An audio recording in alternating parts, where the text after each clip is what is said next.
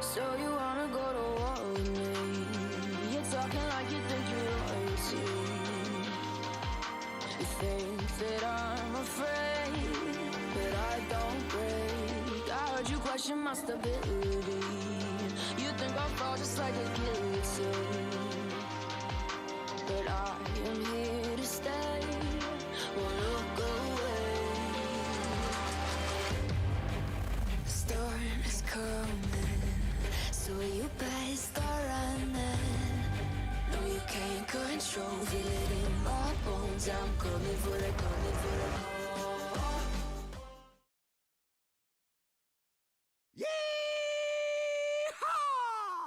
All right. Happy Wednesday night. What's up, guys? Hopefully you're not joining in from the UK or East Coast for this very late night broadcast, but let me know where y'all are at tonight. I imagine since we are starting so late, mostly going to be West Coast. Long day here. Massalorian and I talked today. I haven't talked to him, I guess, in about 3 weeks. He's been busy getting ready for his move. You guys know he's moving. So we had a chat today, and we were going to try and coordinate a live stream. I said, I don't know, Mass, your viewers are some of them are kind of losing it. But I said, I'll behave. I won't talk. I'll just let you talk, Mass.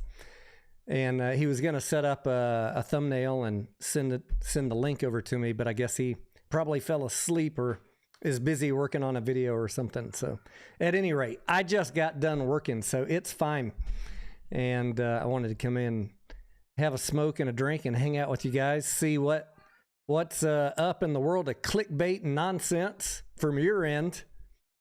And talk about Mullen had their reverse split. Who was here a couple days ago, a week ago, when I said Mullen will reverse split in May? Anybody remember that?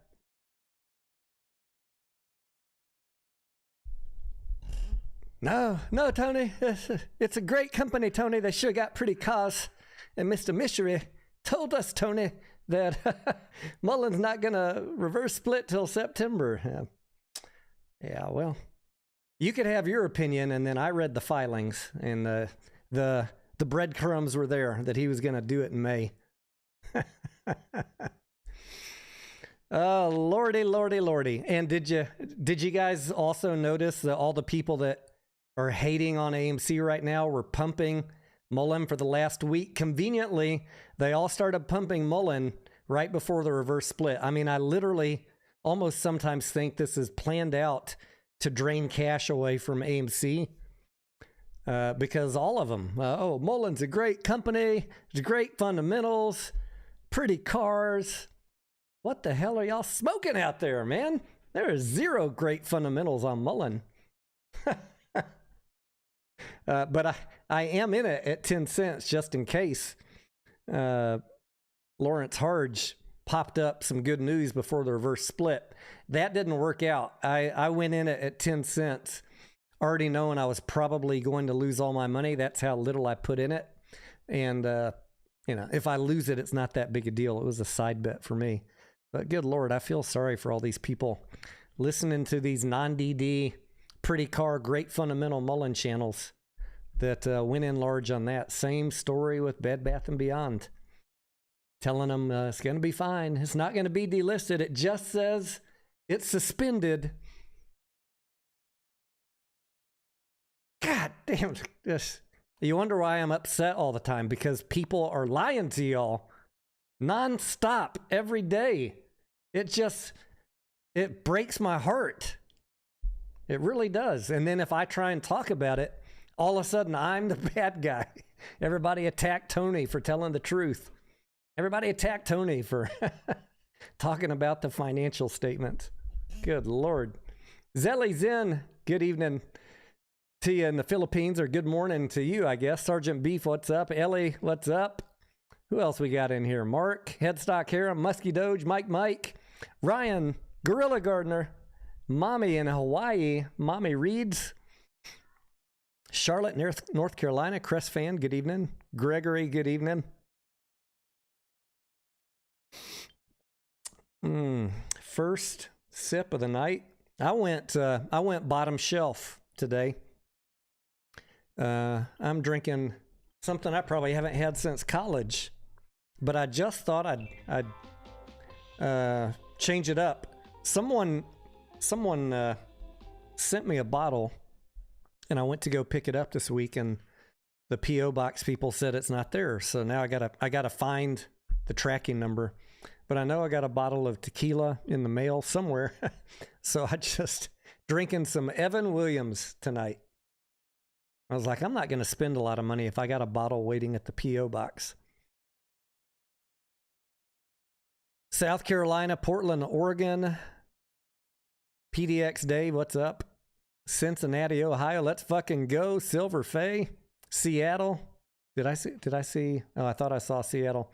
What is AMC going to trade at after earnings? Israel. Hey, Israel, you were the one that sent me that bottle, weren't you? If that was you, can you? I looked on my DMs.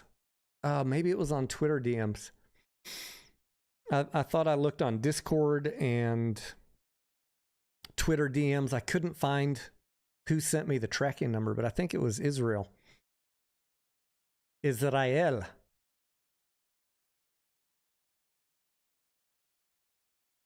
I don't know what AMC's had a good push up. All right, you want the unvarnished truth of what I think of what's happening with AMC this week and Friday.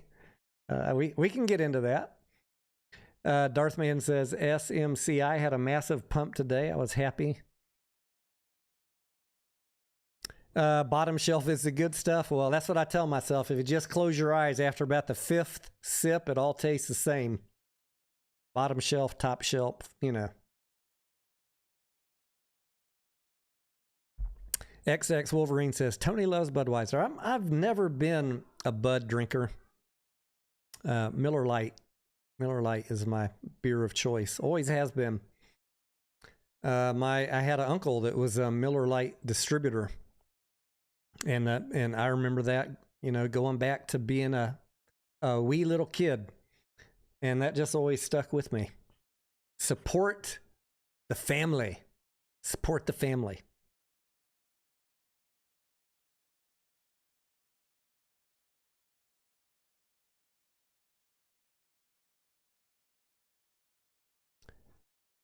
Musky Doge says blame this. Well, yeah, I don't want to name names, but y'all can do it in the chat. Lucid becoming popular in Austin. Volkstoy King says, I haven't seen a Lucid, but you know, I'm not out driving around a lot. Just not. Probably are some. Probably are. We have a Polestar dealership here too, and I think there might be a Lucid showroom here. I got Tesla right up the road. I got Polestar that way. At any rate,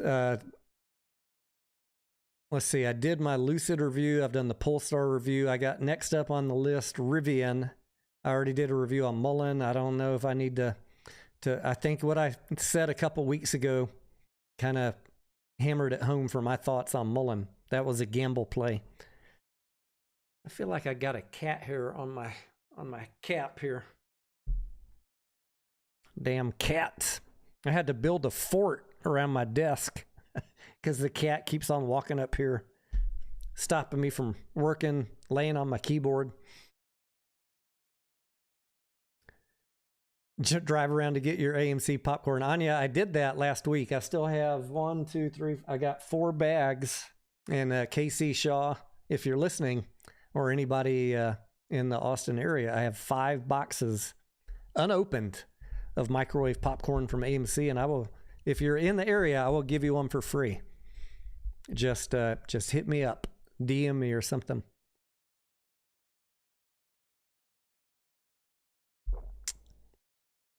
Volkstoy King says, I like Mullen at 4 cents. What I said for the past couple of weeks is I might consider buying it at 5 cents or the equivalent after a reverse split. But I mean, we're damn near at 5 cents and it's reverse splitting in the morning. So look, the sad situation with Mullen, even though they have Mr. Harj and in charge, and all the Saudi Arabia news. I can't find any 8Ks. Even the $63 million order I looked this morning of the Bollinger trucks. I don't know. Maybe I was looking at 5 a.m. Maybe it hadn't dropped. I couldn't find any 8K on that. A lot of times what Mullen does, we got a $63 million order. But if you go read the 8K and then look at the contract, it says this is a soft commitment over the next 5 years. We're going to buy a couple hundred. And if they sell, we'll reorder. Like, the headline doesn't always match up with the facts. But if they sell like hotcakes, it could be $63 million order. I seriously doubt if Randy Merriam is ordering $63 million next week for delivery in August. It's probably a long-term contract based on performance, would be my guess. So I don't get excited about stuff like that. That's why I don't pop out 5 Mullen videos a day. I think he was trying to, they had a great write-up this morning too. All their plans for Mullen. It was a good write-up. I read that. I was like, wow, if he would communicate like this on a regular basis, maybe I could believe in this company. But then, I was joking with the Discord a couple days ago, like every time we get PR from Mullen, it's right before Mishery's about to rug pull retail. and we got it today. It's almost as if it's predictable. Cat's gonna cat, Joey says. I hear them running around somewhere. They're wanting to go outside. Hey, here's a funny story. It's been nice temperatures here in Central Texas. So the other evening after the market closed, I was in the bedroom. I had the window open. The cats jumped out. They like to jump out the window and go mess around, whatever they do in the neighborhood, in the backyard, wherever they go. They don't go far usually. One of them hops back in the window, and I could see it's the middle of the day. He's got a fucking mouse in his mouth, which I was happy about. Like, good. If there's a mouse, catch him. But he came in and he dropped it right on the bedroom floor. So I'm like having to go pile dive on it, try and catch it, because I didn't know if it was alive or dead. He was so proud of himself. And it didn't move. I was able to catch it, and then I fed it to the chickens.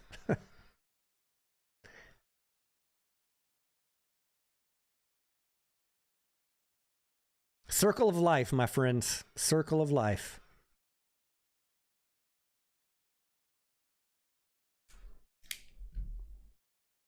Did I like the Polestar cars? Yeah, I liked Polestar cars. I went to the dealership, looked at them, sat in them, had them started up, talked to the staff there. I did a video on it a few months ago after that visit with my real photos in the video. I like the company. Same situation as all of them, though. All these companies have it's going to be a while before any of them get profitable. So we just got to be careful and not get too excited. There'll be lots of opportunities to buy any EV company you want, probably cheaper than the price you're seeing today, including Polestar. It doesn't matter how much I like any of them. Rivian, Lucid, Tesla. Until they get profitable or put out really big numbers, it's just we're not in the stock market for those things to run. Rising interest rates, Tesla lowering prices. I think you got plenty of time to be patient. That's not shitting on any of those companies. That's just real talk.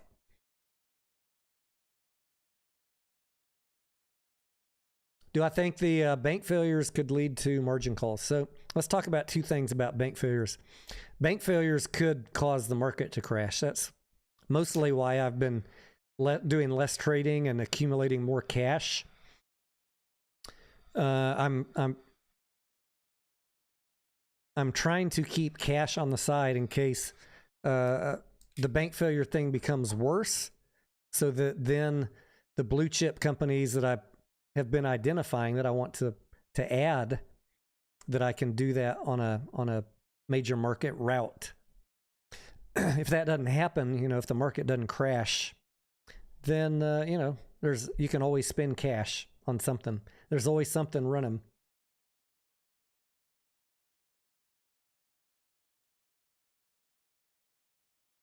I don't know. I don't think, I don't have a strong belief that bank crash is going to cause margin calls. And by the way, sorry for not being on video much in the past 2 days, but I have been telling the folks in the Discord, and if you follow me on my community tab on YouTube, I think I posted about this too. Like this whole announcement that came out about DTCC haircuts, 100% collateral haircuts. People, I saw the videos, I saw the tweets. Margin calls are coming, guys. This is bullish. I might be old, but I can remember to May of 2022 and May of 2021.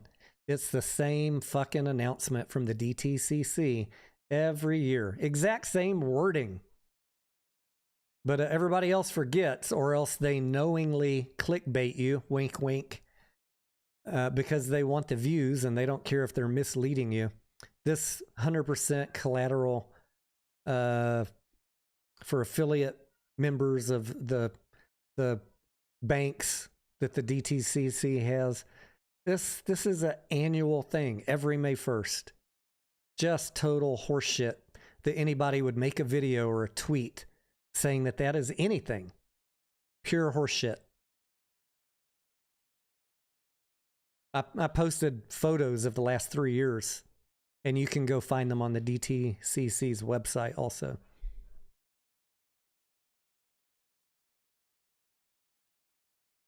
These are in-ear wired. They go over to my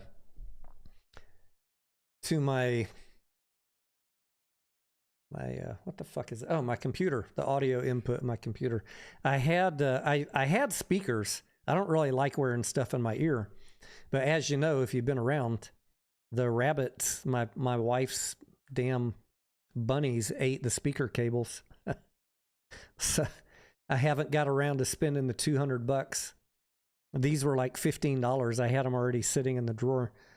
So, you know, well, one day I'll get around and buy some more speakers. I like having speakers if I'm playing music or gaming or something like that. It's irritating not having them, but, you know, when I get around to it, I will. And then you won't see me wear these anymore.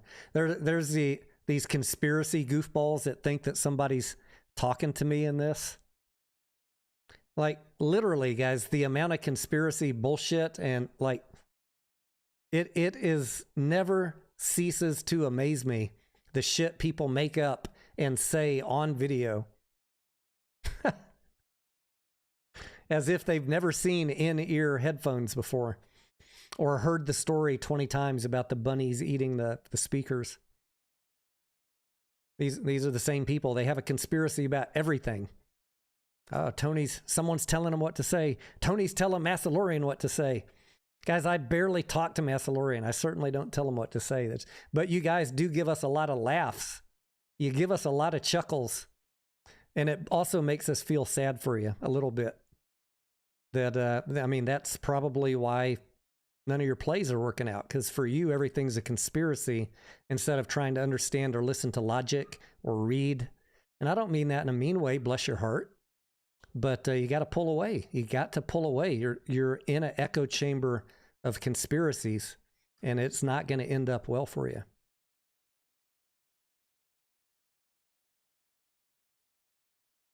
What brand are they? What brand are these? That is a good question. I don't know if Oh. I think this is it. Hang on. Yeah. MEE. Can y'all see that? MEE. I like them because they're clear. And I mean, for whatever the price of them was, I think I got 2 pair for $30. They're pretty cheap. And I got the tip on using these from another YouTube channel who does content for content creators.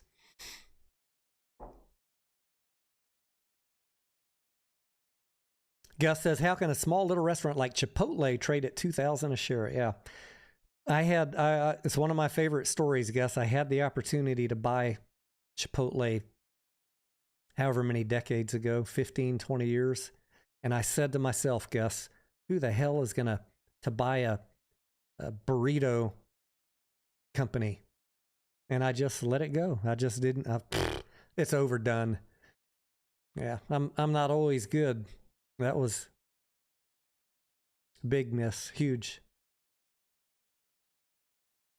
Joey, yeah, my wife wanted bunnies. She's got 2 little lop-eared rabbits, and they're potty trained, thank goodness. But they run around the house sometimes during the day. She lets them get their little exercise, and maybe one night they spent the night out and they fucking, I guess my speaker cables were dragging the ground. I've got everything up off the ground now, but they ate right through. They ate my speaker cables for the computer and for my Bose surround sound system for the TV. So she owes me about $500 worth of cables in my book. No amount of rabbit stew is going to cover that.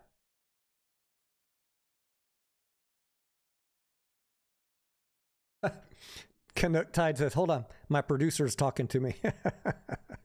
There's no producer. I'm just here in a room by myself with my guns and my cats. And the dog's in the West Wing sleeping with his mom. She was tired after she came home from work today. I do like me some Chipotle, though. Whoever was talking about Chipotle, we don't go there often. Maybe once a quarter, once every 6 months. It's very popular here in Austin, as I guess around the world it's popular. Feek says, I feel like Rumble will hit one day. I think it could. I haven't looked at their financials. I have a Rumble account. It's a pain in the ass for me to create content on Rumble. Like if I go to start up a YouTube, I just press a button and I go. Same with Twitch. If I go to Rumble, here's what you got to do. You got to upload a 30-second video to get a streaming key assigned. Then you got to come back over to Streamlabs, tell it the stream key. It's just like too many steps. It shouldn't be that difficult. Should not be that difficult. They're still in early stages. I'm not shitting on Rumble, but they're not quite, for the content creator side, not quite as easy to use. If you're only on Rumble, it's not a big deal, right? But when you're trying to multi-stream like I am, a lot of times like today, I decided I'm ready to go in 5 minutes. I'm not going to waste an extra 3 minutes on Rumble trying to get that shit set up.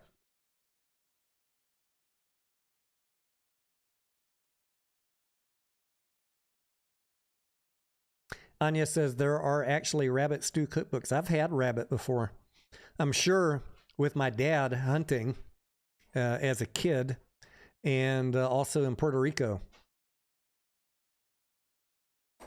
Rabbit stew. Rabbit fricassee in Puerto Rico. It was rabbit fricassee.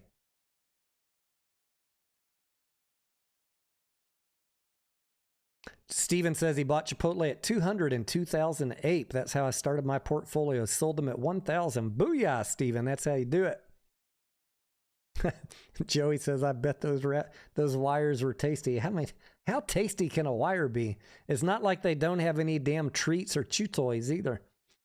That girl my wife spends more money on rabbit chew toys. I mean, I guess I shouldn't complain. We don't have a baseboard chewing problem or anything else, but it's amazing how much rabbit snacks and chew toys cost. Musky Doe says, when are you starting the relationship channel? I would love to. I talked to her about coming on camera every week, and she's like, nope. I was like, look, just come crack a beer. Have a Bailey's. Just sit here and look pretty. You don't have to talk about stocks. You could talk about anything. Tell them whatever. And she's like, I don't like being on camera. All right, well, I do what I can, guys, but it may take years for me to convince her to come on here on a regular basis.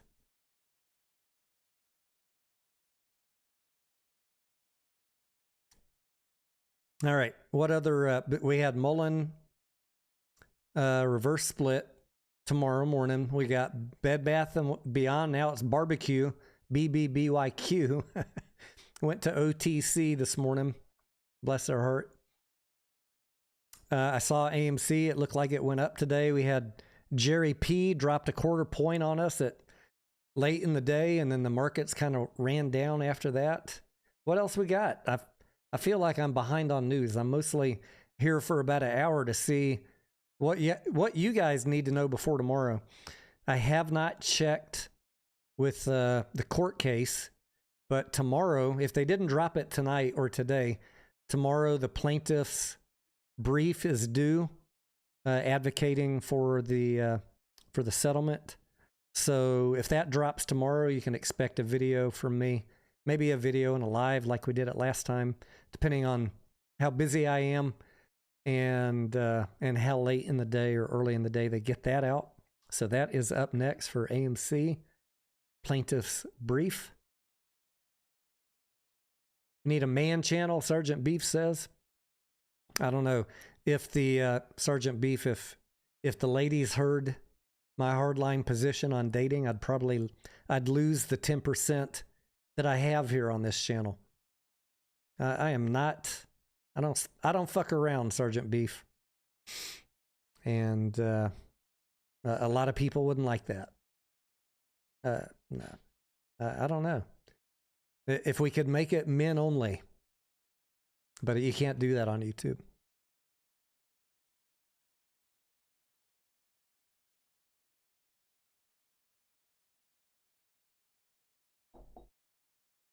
I made all those mistakes, Sergeant Beef, when I was in my 20s and early 30s. I don't fuck around anymore.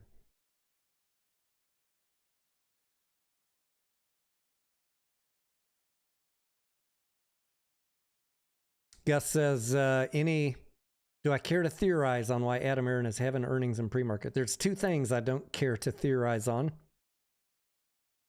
I don't care to theorize. I mean, I have my own speculation, but I don't care to theorize on why it's in the morning. I think I don't know. Whatever I say is probably going to be wrong. And I don't care to comment on Adam Aaron tweeting that we have a sizable position on cash. I saw a tweet that someone already wrote a letter to the court. Adam Aaron is lying. Adam Aaron's lying. The lawyer said we need cash to pay off debt, but Adam Aaron tweeted that we have a sizable position of cash. All right, motherfuckers. What's your definition of sizable? Because we had 600 million and we know we're most likely lost some in Q1. And we're not paying off debt with no 500 million left in the bank. The fact that someone would write a letter to the court about that is laughable. Laughable. And again, I caution you not ever to waste your time decoding tweets, because do you think he's going to tweet something bad? He's going to tweet something to get you riled up, to get you, yeah, fuck Robin Hood. Yeah, we're going to sue him. You got to never trust any CEO. You got to be emotionally strong enough and mentally strong enough to realize he's giving you the little stroke in those tweets. It's meaningless what he tweeted until we see the numbers on Friday, in my mind. Everything is meaningless. The numbers, the financials, always tell the tale. I don't give two shits about any tweet, ever. And for the last 2 years, y'all have been asking me, what does he mean by checkmate? What does he mean by pounce? I always tell you, I think he means we're probably not going to go bankrupt because he's going to have the ability to raise money. What does that mean? Dilution. I've been saying that, for 2 years. First we had cash, and then he had ape, and now he's going to have the conversion. He's always had an out, but right now we're hung up. We're stuck. We're in paralysis about being able to raise cash. But he knows, just like I said, and I'm going to double down, 99% chance that settlement is going through. And I'm not joking. The plaintiff will be there in 4 weeks, 5 weeks, arguing to the judge why the Allegheny's attorneys are going to be arguing for the settlement, for the case to be closed. I don't want a settlement. I'd just rather the case be dismissed. But I don't have much say in it, so it's not much point in me complaining about it. Who loses in a settlement? Just us. It's coming out of our pockets, like we've been saying here for weeks. Settlement is just ripping ourselves off. We're paying ourselves. $100 million settlement out of our own fucking shares. There's nothing good about a settlement. I'd much rather it just be dismissed, but that's water under the bridge at this point, boys and girls. We're moving towards a settlement, and Allegheny's going to tell the judge why that is a great idea.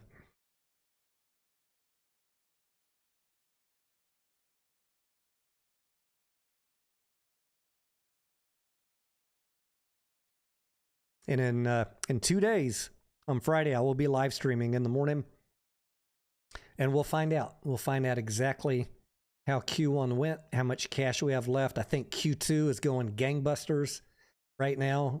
I do not think we're going to lose any cash in Q2. But as we've said 1,000 times here, the executive suite is looking out through the rest of this year, as they should, contingency planning for worst case. You never know what's going to happen.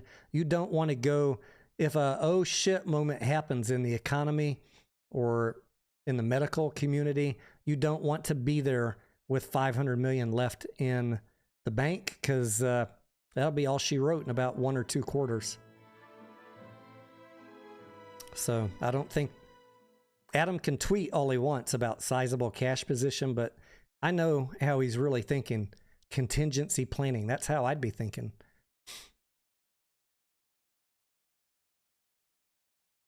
Ms. Tahiti says, I just got a commercial on this live. Well, thank goodness, Ms. Tahiti. Thank you for your 3 cents. YouTube trying to pay me a couple dollars. I did not hit a button for a commercial. MC, thank you, brother. Do we get more shares in the settlement, Joey? Yes. For every AMC you have right now, for every 100 AMC you have right now, those will collapse down to 10, and then you'll get 1 bonus share. So if you have 1,500 shares, you're going to get, after the reverse split and conversion, you'll get 20 extra shares. I know, and I've been sending messages out, talking to the Discord, posting in the community tab.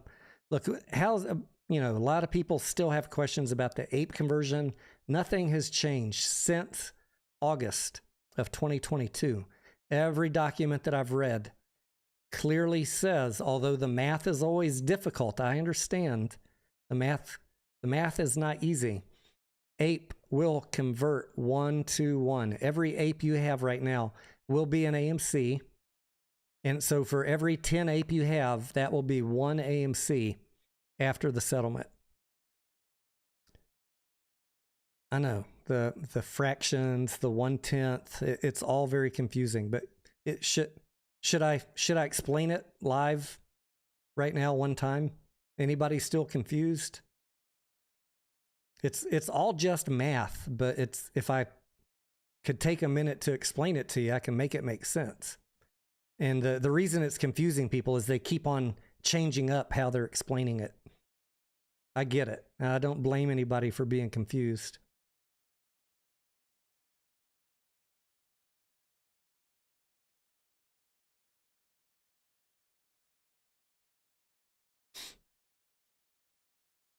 What's up, Juicy? Yo!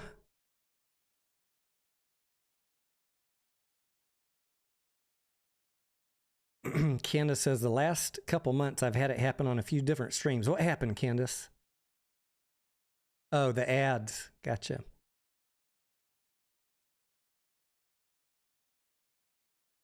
So the order of operations, Joey, it actually finally made sense to me when I read the plaintiff's letter a week ago, one of the more recent ones from Allegheny, where they laid out the whole case again and how all of it's going to work. Here, let's just take a minute and walk you through the order of events. AMC, once the settlement is approved, AMC is going to split reverse 1 for 10. So for every 10 AMC you have, it'll collapse down to 1. If you have 1,000, you'll have 100. The price will go up times 10. They're going to take a snapshot right at that moment and see who all is holding AMC, and you will then get your settlement distribution.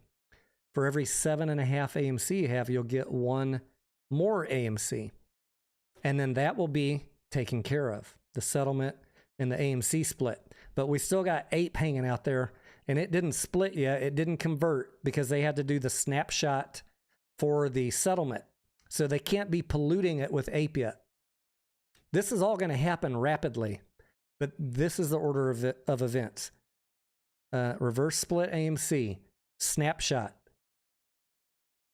push out the settlement shares. Then, almost I imagine simultaneously, APE is then going to convert and divide by 10.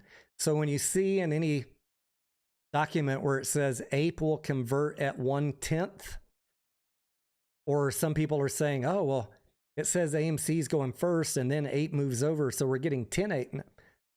APE will convert at 1/10 the new AMC. That's why that 1/10 fraction is confusing, because it's talking about the new AMC, which already divided by 10. So for APE to convert, I know this is tough. For APE to convert 1 to 1, you have to divide it by 10. 1 over 10. Push it over. If you had 1,000 AMC and 1,000 APE, you'll have 200 AMC at the end of the day. Hopefully that makes sense.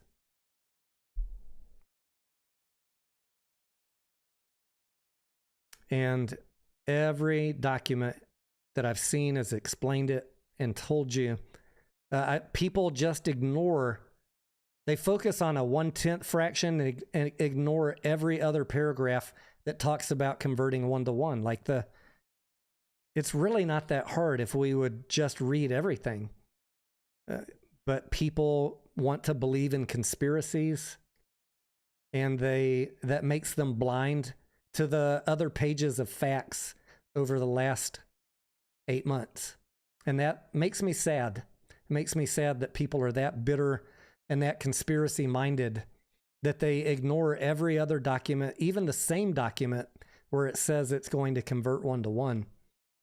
And they pump out videos and tweets, confusion, fear. I don't know, are they trying to purposely cause confusion and fear? Are they trying to make you sell something? Are they trying to make you angry?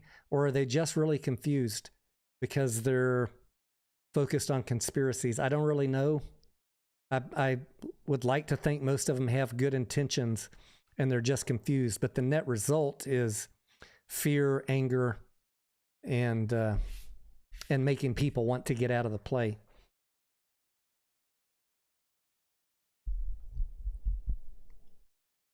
Gus says the settlement is trash. Why not issue the 175 before the split? Because, hey, talk to Allegheny about that. You can object, Gus. If you don't think the settlement is good enough, you have the right to object. And guess what, guys? The judge has the right to amend the settlement if she does not think it's fair. So if that is what you believe in your heart, write a letter.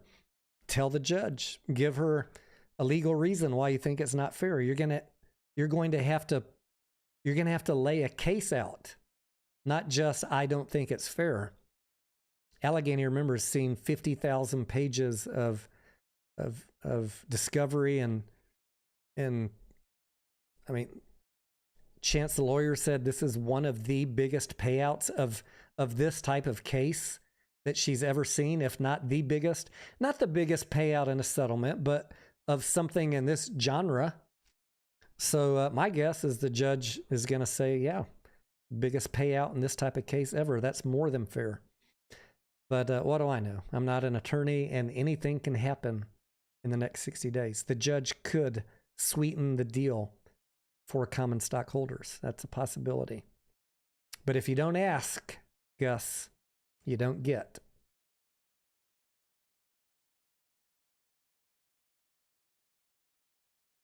So I'm certainly not. I support you guys, whatever you want to do at this point. If you want to write a letter and lay out the case of why you need a better deal, I'd say go for it. You got to get that letter in by May 31st. Wait till you see the plaintiff's brief tomorrow.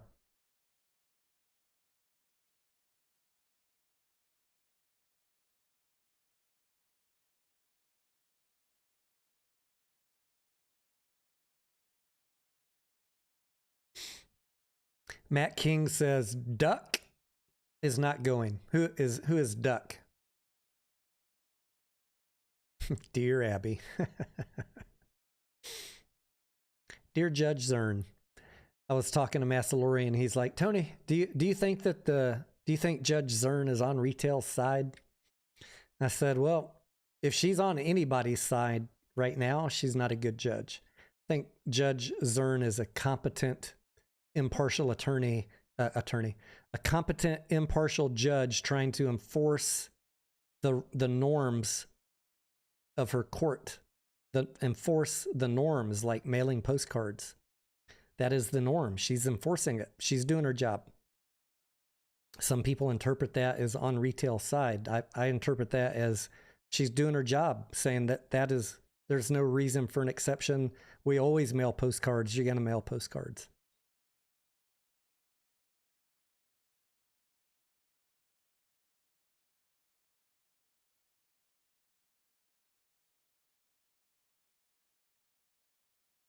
CB says, I think a lot of people will sell after all this, which could take the share price down. It could. I've been cigar smoke up the nose. Woo.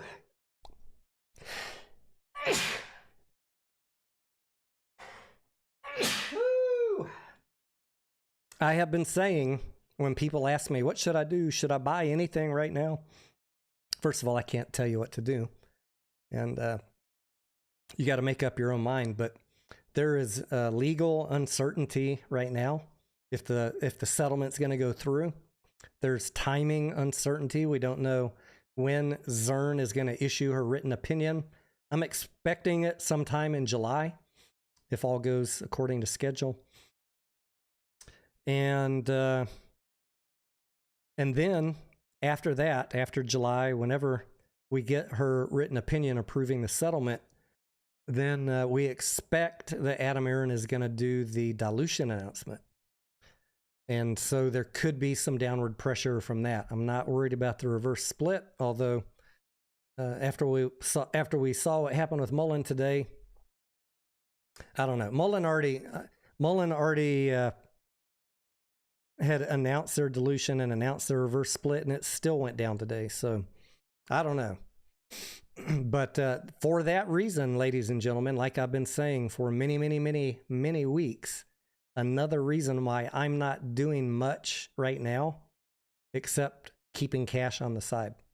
If the price craters after everything's said and done, then I'll look at buying more, because I think that the price after Adam Aaron raises some money, and as we get closer to profitable quarters in 2024, and especially if Q2 is good, it's really hard to say what's going to happen in August. What if in August, right when he's doing the dilution, we post a quarter where we make $200 million or 150 profitable EPS?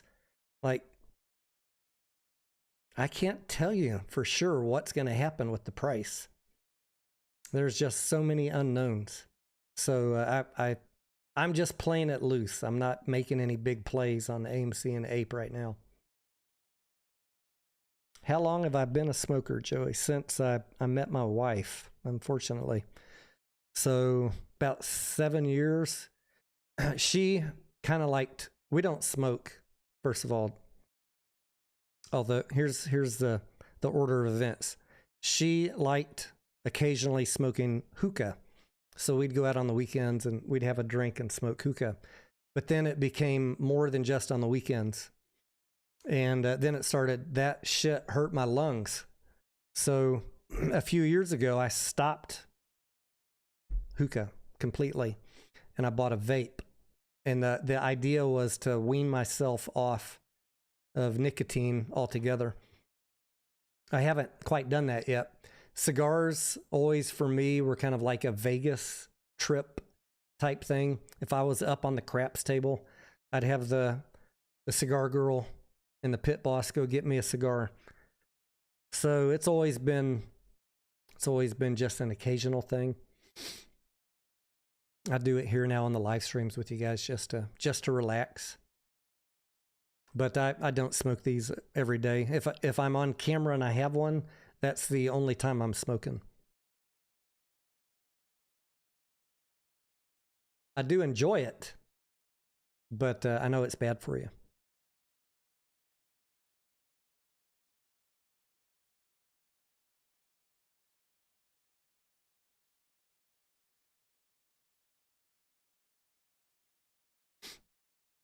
Dark Latin, what's up?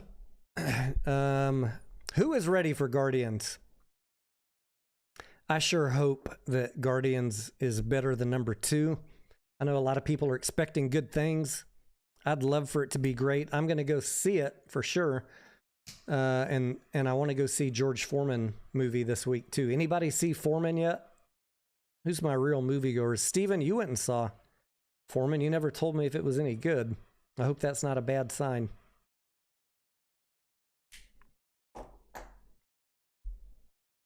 Billy says vaping is the worst. I know I had some trolls in here calling me popcorn lung, Billy.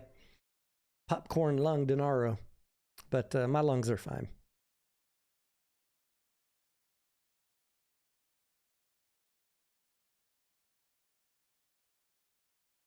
Winks saw George Foreman in Vegas with Adam Aaron. What did you think? What did you think of the movie? Would I enjoy it? I have pretty high standards. Dark Latin says, we loved it. You made a video about it. Okay. I just saw your, you sent me a link to your channel. If you want to give it a shout out in the chat, go ahead and do it. And I sent you an email back with one tip that I want you to try. Really, before we promote your channel, I want to see if that little tweak that we make increases your views.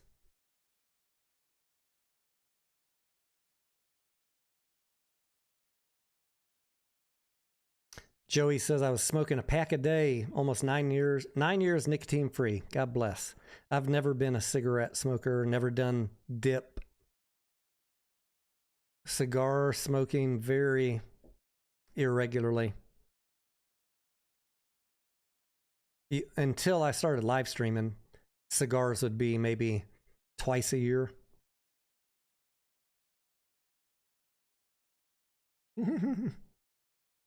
Bell Biv says, I like to smoke weed and brisket. Do you live in Texas, sir?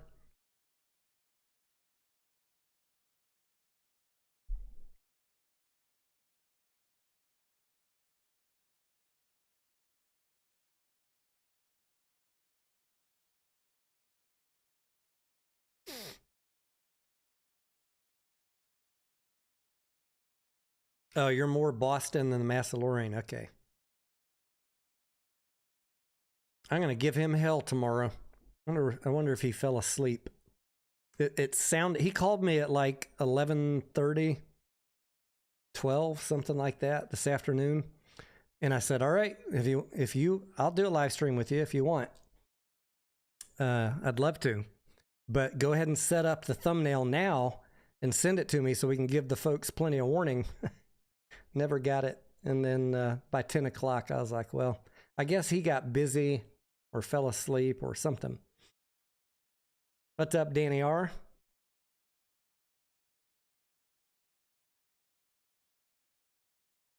Darthman says you should do another video with May. Yeah, I talked to May. The last time I talked to her was probably about 2-3 weeks ago, and we were planning a video talking about short interest and cost to borrow specifically. But I don't know that the timing. There's so much drama going on right now in AMC. I don't know that I need to be dropping any more facts on people about cost to borrow myths. So I don't know what else should we talk to May about? J8 says thoughts on physical silver. I like physical. I like SLV and GLD. I've never bought physical because of the extra fees. The fees to buy physical. I get the security of wanting physical. I get it. But if I'm paying 10-15% more on the buy and sell, that's just that much. That's that much more run up I got to lose, and I'm stingy like that. So that's my thoughts on physical. Whatever makes you happy. I've never bought it. I've got guns, so if the world comes to end, I'll be taking someone else's physical gold and silver if that's all we got to trade with. But as far as when to buy them, when you see it in a multi-year low is when I'd be buying. I'm not hot to buy gold and silver right now. Yeah, CB says it's a pain to sell. I went through this with one of my clients in 2020. She was wanting me to help her buy some physical. And that's when it really hit home to me how fucking expensive it is extra on the buy and sell side. I was like, I told her, I was like, okay, you can do it, but here's what it's going to cost. I would recommend waiting a couple months. And she did. She took the advice and she waited, and the price plummeted. And then I said, okay, now buy it. She's like, no, the price is falling. I was like, you were just willing to buy it at the top. And now the price is falling and you don't want to buy it. We got to get out of this mindset. If you were willing to buy it up here and it's coming down, that is when you got to be able to step back and say, it's a better price now. And you're right. I was just ready to buy it. So maybe I should grab a little bit. We all do that on stocks too. The higher it gets on anything, the more nervous I get, the more I want to sell. And when things start getting cheap, then I'm like, yeah, baby, buy cheap and hold. Anya says, Tehacha got caught up in that FRC. I don't know if y'all remember over the last month, all the people in the chat that would drop in and say, Tony, should I buy FRC? A month ago.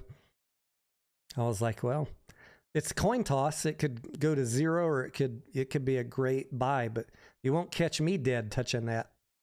Too risky. And then whoosh, rug pull.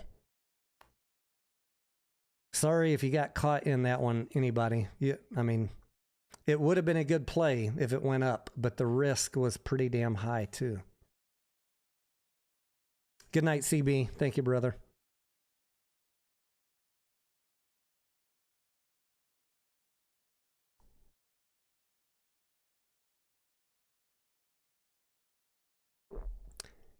Do we want to talk about NK? What you got, Anya?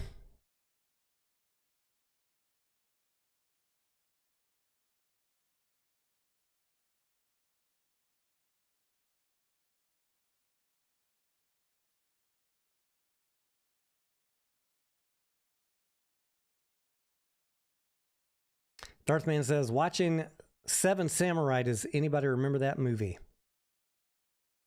It would be cool if AMC played some old Japanese movies, samurai. I used to watch those a lot when I was a kid.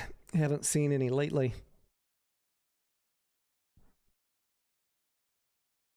Gus says Teddy Zane made a video called FRC, the keys to the Lambo. Did he really? I haven't seen that video. I saw that he had one last IPO coming up. I don't know what the date is. And I watched a couple of his concrete pouring videos. I'm kind of a handyman also. I never have stamped my own concrete pads. I've poured some concrete pads. So I watch that. I like stuff like that, little handyman stuff. Interesting little twist that his channel took there. Bill A., I have not seen Pal's speech yet. I had it up on the screen. And I was gonna read the minutes, but if I start reading this, then I won't be able to see all your chats. So before I fall asleep, or while I'm falling asleep, I will take a look at that. Maybe I'll have some thoughts tomorrow. As someone with an economics background, I must admit, I feel very remiss that not only did I miss his speech, but it's almost midnight and I haven't even listened to it yet. It pains my heart. So it is high on my priority list, but I had a lot of other stuff going on today, and then I wanted to get that video out on the SIE test while the memory was still fresh of the experience I went through on Monday. And it started getting a little long, the video. I don't like them to be more than 7-8 minutes. 5 is even better. So I decided tonight to cut it into 2 pieces. Tonight was a more detailed breakdown. If you want to see or hear the pain of the bullshit I had to learn, go watch that video. It's just 7 minutes. And then tomorrow I'll talk about my test prep process and what experts I reached out to after the test, because I was so upset that my test prep was horrible. This fucking book. Horrible. He's like, oh yeah, you bought the worst book. All right. Whether you guys are going to do the SIE or some people see the video I put out tomorrow, over the next 10 years, I will save them from thinking you can buy a $40 book and pass the test. That could not be further from the truth. The book will not save you.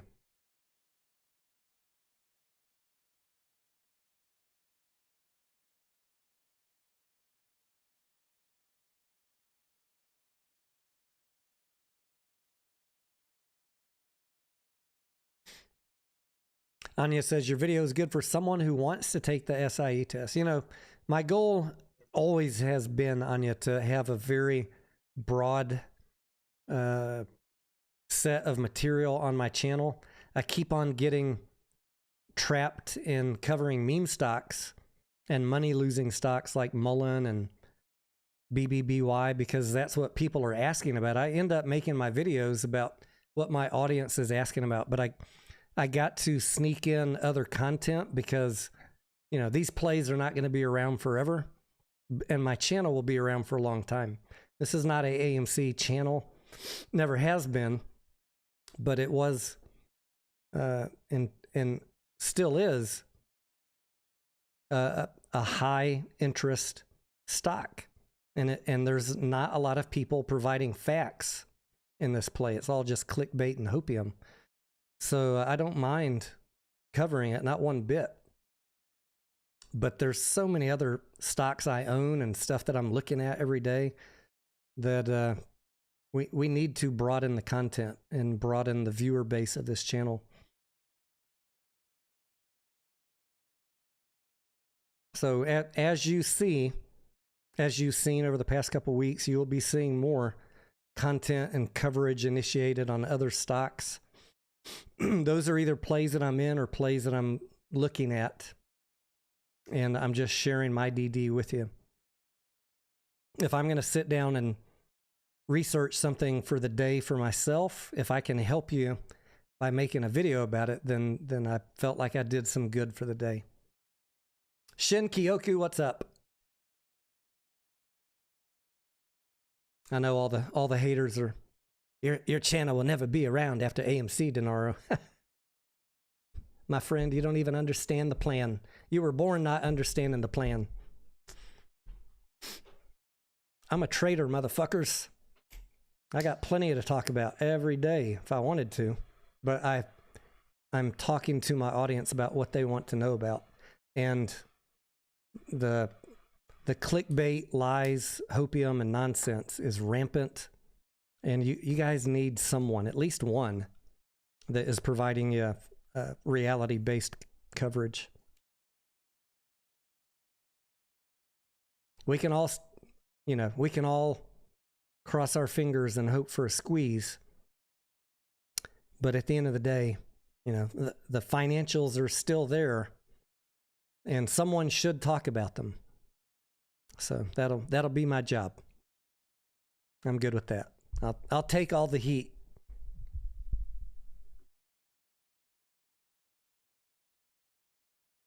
Joey says, I want to know why Kramer was up on TJ Maxx. I'm just going to guess. I have not looked at any of their financials, but I would guess in an inflationary market that TJ Maxx, he's probably thinking should do well. But I don't know. I'm just going to guess. Let's pull up the chart. I'm just going to guess that it's already been run up. TJ Maxx. What is the ticker symbol?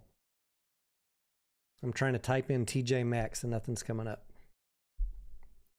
I don't like retail stores with inventory, so that is not a ticker that I have memorized. TJX, thank you.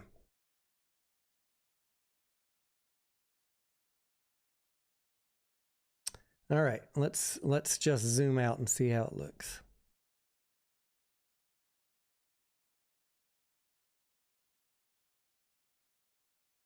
And I'm going to go back to November of 2021.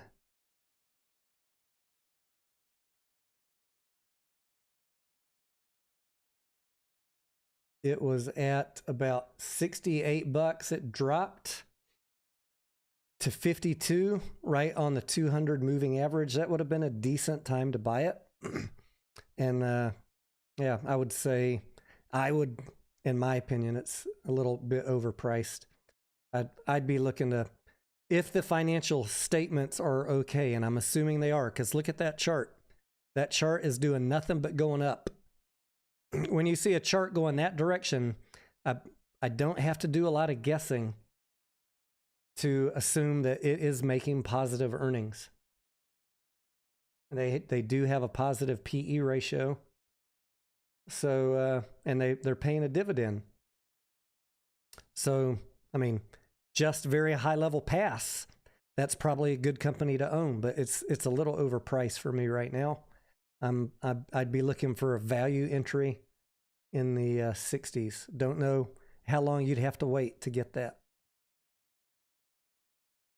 50s would be better. I did see Sisu. Yes, the movie Dark Latin. I loved it. It only did 3 million on the opening weekend, which was kind of disappointing, to be honest. I was expecting better things. There's not any other war movies out right now. I thought it was a great story. It's a little bit mythological. I called it Tarantino-esque, Quentin Tarantino. But I enjoyed it. I thought it was well done. And the whole time I was thinking to myself, like this, well, I forget the main actor's name, but he carried almost the entire movie with no dialogue. That's not easy to do, to convey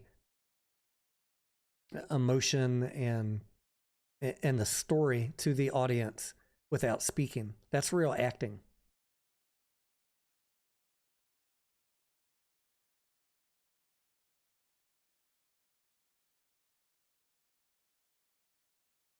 So if I was analyzing Kramer's take on TJX, you know how the whole Wyckoff accumulation distribution theory goes? I would assume that when it hit in the 50s, the big institutions started buying and they accumulated all the way up to the 80s. And they say, yo, Kramer, tell the folks on TV that TJX is a buy because we got some distribution we want to do, baby. They're going to distribute right all over your asses. And it's going to run down. That'd be my guess. I can't really say without looking at the past 4 quarters and what the trajectory looks like. Would women like Sisu? Yeah, I think so. It's kind of gory. It's excessively gory. But you got a grizzly old war veteran there that kicks ass, you know, and that, you know, some women might like that. Anya. Do you like bearded tough guys covered in blood and mud? If you like that, Anya, if that floats your boat, then you might like it.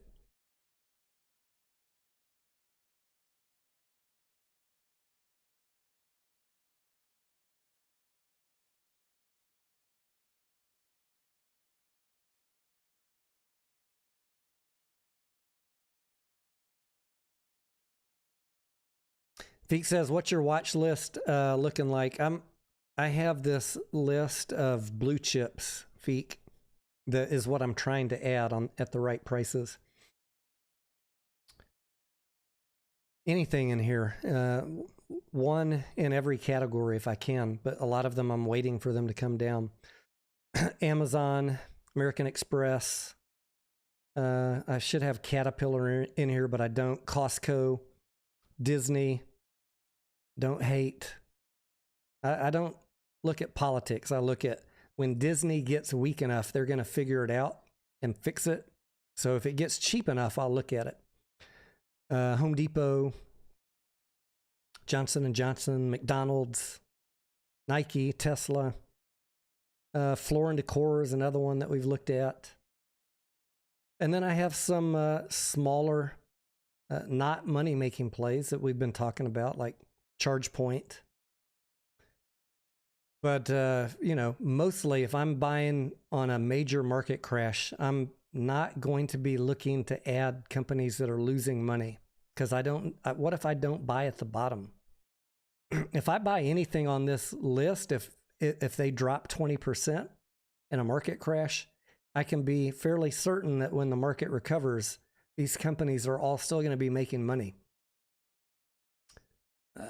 But if a market crash extends for a long time and I'm buying and my basket is full of money losing companies, I might not end up so well. So I want money losing companies to be a minority in the portfolio. Or at least in a minority in terms of total dollars allocated across all my portfolio. What's up, Grandpa?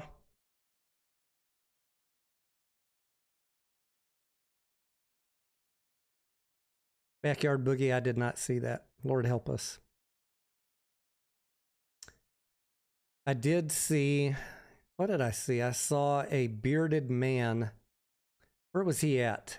A bearded man was it a women's only poker tournament and he won? And they were kind of mad. I was like, well, turnabout's fair play. Oh, who saw the drone over the Kremlin this morning? I saw that video this morning and I was like, that looks like the hokiest shit. What are they trying to pull here? Was that really a drone? Was that certainly didn't look like a military type drone. It was all like, looked like a little Mavic 5 or whatever the fucking Mavic drones are.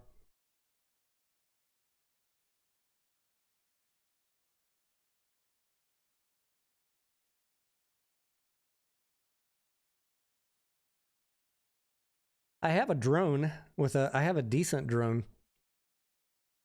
I keep on trying to figure out how can I ever incorporate that into my channel. I guess I could just have it hover right behind me and feed in a behind the scenes view to you guys. Nah, that'd be too noisy. I need to figure some out. I want to do a little creative stuff. How can I do an outside drone shot and incorporate it into this channel? I know. Let's drive up to the Mullen plant and do a flyover. Go down to Mississippi or Missouri or wherever the hell he's at. I'll put that drone to work. See how many vans are in the parking lot. Anya says we need to get Scarlett to play poker. She'd be down for that, Anya. She would be down for playing poker. And she'll probably beat all of you.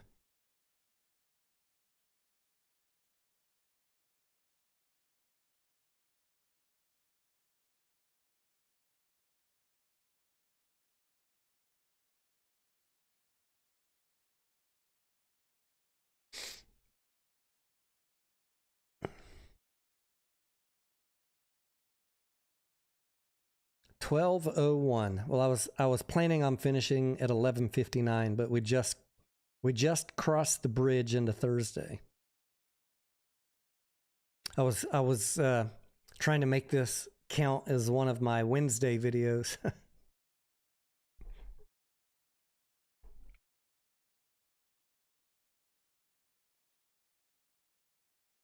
If y'all have any ideas what you want to see as far as drone coverage around Austin, let me know.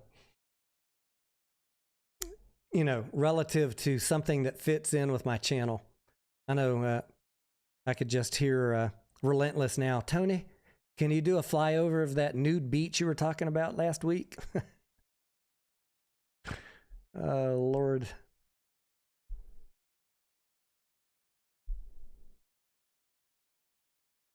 Austin homeless camps. I could do that. We got a bunch.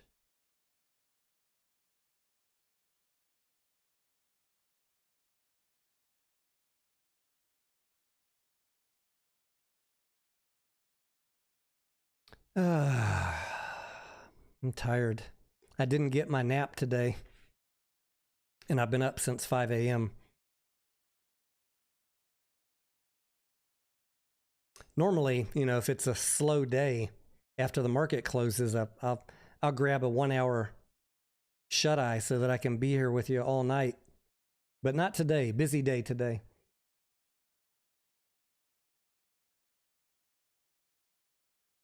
Time for tequila shot, Sergeant Beef. I'm out of tequila. I got some Evan Williams Kentucky bourbon. I could do one more shot. I just finished the little half glass that I had here. Oh.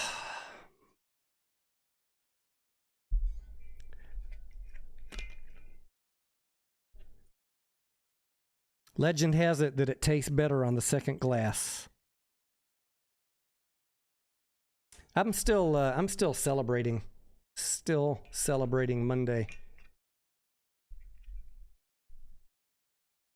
No matter what happens this week, ain't nobody gonna get me down.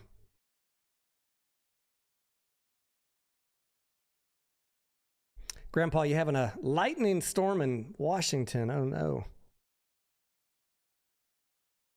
Good night, Candace. Bill A says, Evan Williams is pretty decent. I haven't had Evan Williams since, I said college, but it was around that time I was doing my tech school in the military. That was a 1-year tech school where I went and studied electronics. And then I added a few more college credits to that. And, you know, in addition to my bachelor's degree, that's how I got the associate's degree in electronics, which is how I ended up entering the high-tech field. It's funny how you think you're going to go into engineering or Wall Street and you end up in the high-tech field because of a 2-year degree. But my 4-year degree helped me get into management at that company, and then I moved up the engineering chain anyways. But long story short, Evan Williams was one of my best friends in tech school. It was his jam. And I don't remember where he was from, but he was way more Southern than me. He was like Alabama Southern or Tennessee Southern. He was so Southern, when he laughed, he got those little Deliverance squinty eyes. You know the Banjo Boy? He had like those eyes when he had a few drinks. I forget his name. But the only thing I remember about him was in the dorm where we all lived, all the hallways fed into a day room where we had the TV, and there'd be some drinking going on the weekends in the evening or in the evenings. There was couches in there and a TV, and that boy would get hammered. They'd be playing some dominoes and some poker, busting up, laughing, just having a good time. And he'd always have his bottle of either Jim Beam or Evan Williams. Probably the last time I ever tried some.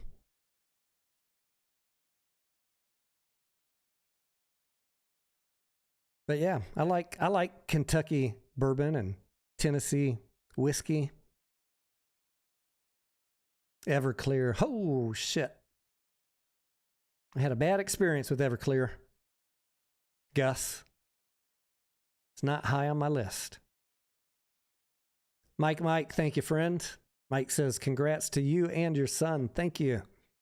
I pitched an idea to my son to come on the show, and he said he thought it would be a good idea. So we may do this. He just graduated his sophomore year. He's a finance major at the business school here. And after that, he told me this week he's going to go get his master's in accounting. I said, we need to have you come on, either call in or come sit down here with me. And I'm going to have the audience throw out a random ticker to you and have you give us a 2-minute opinion on the financial statements. I think that would be some high entertainment, because you're going to see him probably go, oh, hell no. What are y'all smoking? He has a trading account, but he's not like an active trader. But that boy can read a financial statement. You're just gonna say, oh, well, he's just a paid shill like you, Denaro. Of course he doesn't like it. You told him not to like it. No, this is all going to be live. You guys are going to pick the ticker. I'm going to sit here and let him tell you what he thinks.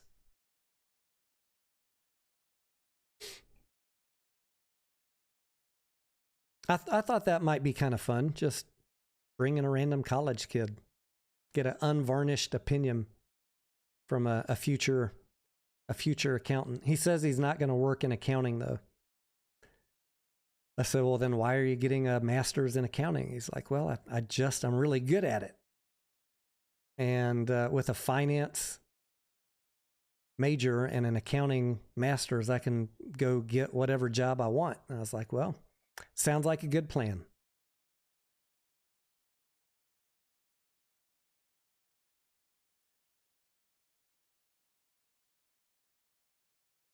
What will I roll my profits into? Sith Lord says, our next big purchase is going to be some ranch land outside the city. I'm going to try and structure that so that I don't have to come out of pocket for it. I've already been talking to my attorney about a bunch of different ways to do that. So we got the ideas. Maybe, see, look at all the stuff we could talk about. How to have one of your companies buy a property for you, and then set up the property to be tax deductible. I mean, the shit we've been talking about, I know a decent amount about rental properties and buying real estate, but this guy's like at a whole nother level, my attorney. So that is the plan, to buy a decent amount of ranch land so my wife can have whatever animals she wants and we can get the hell out of this city, just right outside the city. And whatever cash is left, hopefully all of it's left if we structure it right. But whatever cash is left is just going to go back into solid plays. The the same portfolio allocation I have now, like 80% solid plays, 15% meme plays, and 5% options, just pure gambling, throwaway money.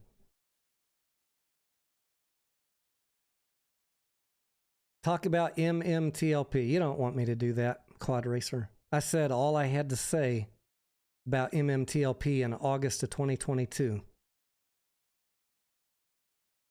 I'm watching the court case. I'm watching everything that's going on, but I would have been out of that play at $10. That's what I said.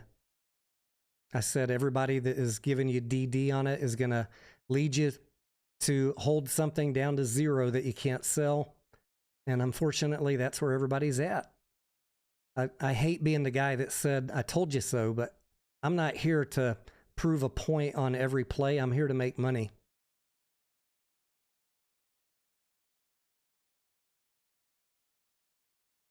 By prove a point, I mean against short sellers or FINRA. Like, if you got it as a distribution or you bought it cheap and it ran up to $10, fucking sell that shit. You know it's going to be taken private and you're going to have something that you can't transact. Like, that's dead money for years now, quite likely. I hope not. I hope everybody does well. But it's on my live streams from last year. Would have been out. I would have been out. And I was very angry at every YouTuber covering MTLP. I told you that they were all going to sell you out with bad DD. The shorts must cover. No.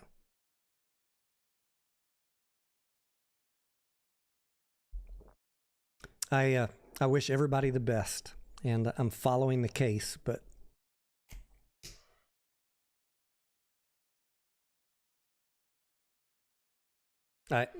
maybe they'll uncover something. Oh, guess what? Speaking of MMTLP and FINRA being hard to sue, which is the problem, right? FINRA is hard to pin down in court. Guess what I stumbled on this week, you guys? While I was hard at work off camera for you, guess what I discovered? I found a smoking gun of phantom shares, synthetics, and FTDs.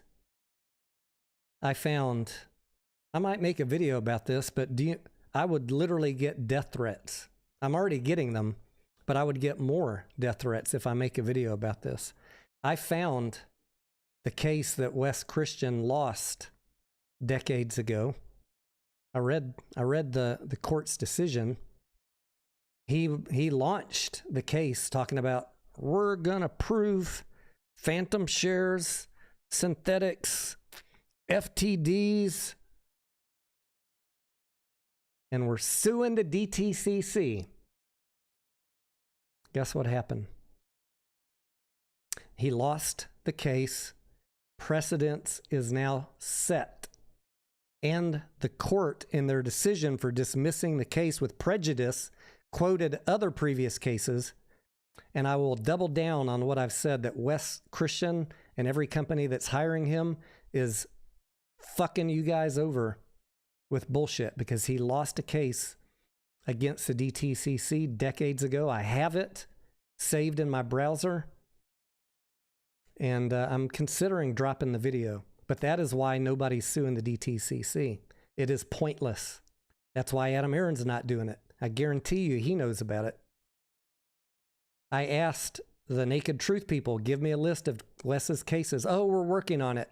That was 6 months ago. I hadn't heard jack shit. Well, I didn't give up. And now I have it.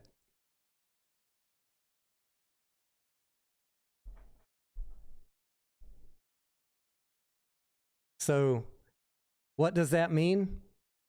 It means, unfortunately for all of us, there is not going to be anybody suing the DTCC about phantom shares, FTDs, or synthetics. It's already been tried, and it was dismissed with prejudice. And basically they said, If I could summarize in 2 sentences, they said everything the DTCC is doing is sanctioned by the SEC, plus you can't sue us, nanny boo-boo. Wes Christian and every company hiring him, it's all a fucking smokescreen to take your money and run those companies' stocks up for a few weeks, like I said months ago, and then they all come back down. Genius, Finger, GTII, they're all scams. And I don't care who clips this and reuses it. If I see one person clip this and reuse it, I will drop the bomb on Wes Christian immediately with receipts.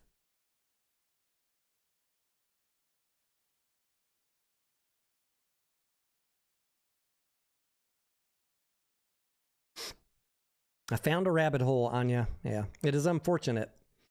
I figured it was out there somewhere. Finally found it.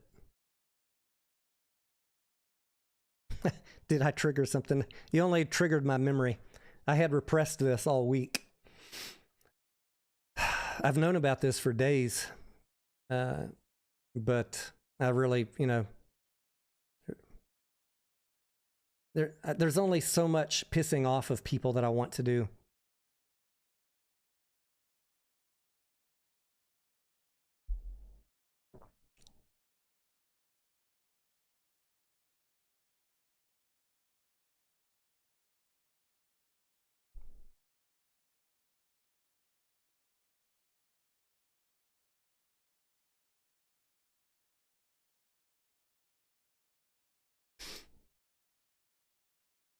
Sophisticated Ponzi scheme. Yeah.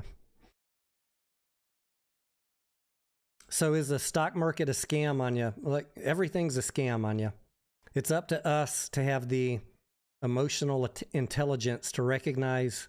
The phrase I like to use is recognize the field you're playing on. We're just the visitors. We're playing on the home team's court. And so the rules are get in early, get out early, don't believe anybody's price target. That's it.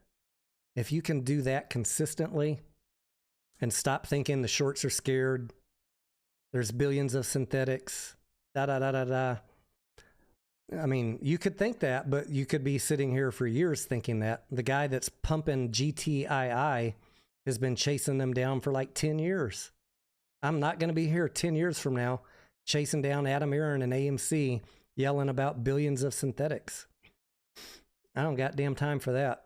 I will be bugging Gary Gensler or whoever's in charge about transparency, congressman, whatever it takes, but don't get stuck in a play for the rest of your life. Understand the game. Look for a good entry. Read the financials. Know the play before you get in it. Get out early. Take your profits. Move on to the next one. There's always one.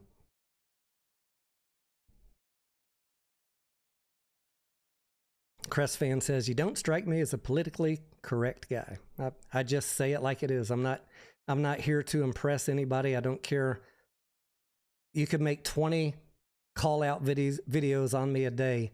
Everything I've said, 99% of what I have said has come to pass. The one thing that I got wrong was counting on AMC shareholders to hold ape. That was the fuck up. And you know what? I learned from that and move on. Won't make that mistake again. But when I make a mistake, I talk about it. Everybody else just ignores it and moves on.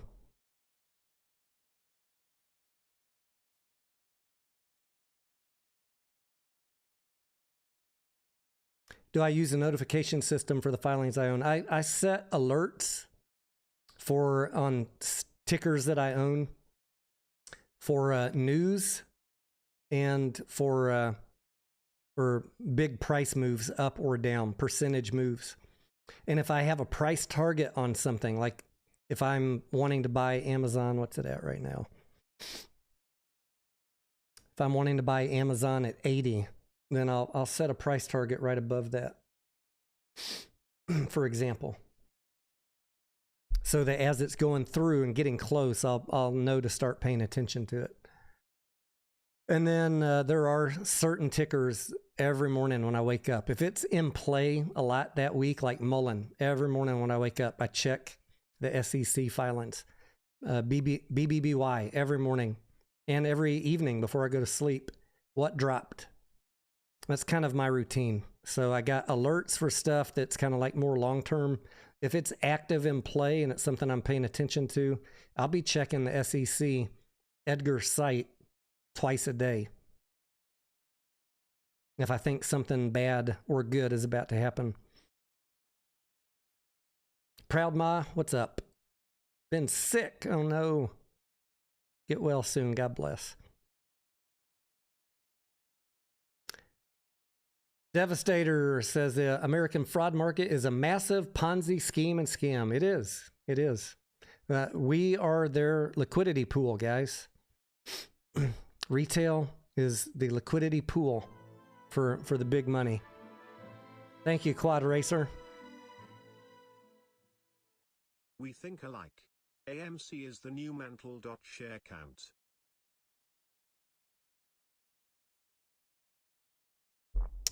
We are the liquidity pool, so we have to wake the fuck up. Recognize that every fucking stock, they're looking to suck your money out. Which is why if you're buying on a run up, you're already losing.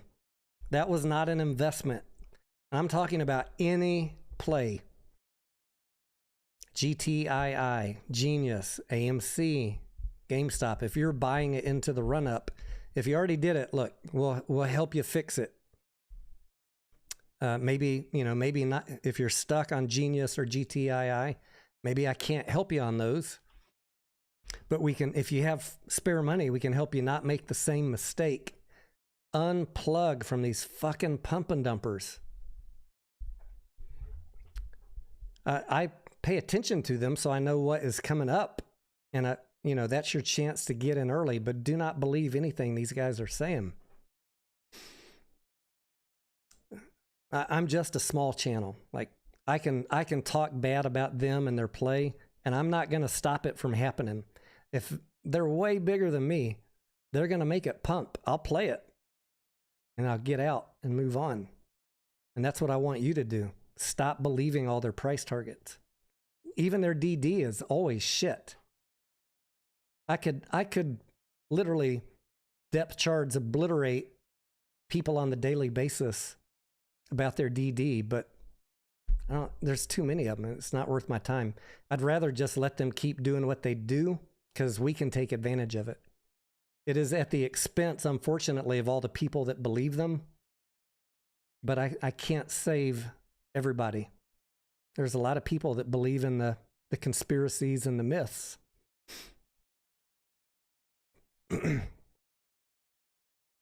Quad Racer says AMC is the new MMTLP. Well, there's a difference, right?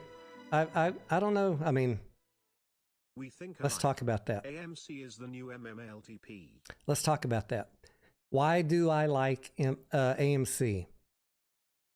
It is, for me, different than a lot of the other plays for one very distinct reason. The industry and the company are in recovery. The revenues are growing. The losses are slowing. There's got to be one more Edgar Allan Poe rhyme that the revenues are slowly growing. The losses are surely slowing. What's another word?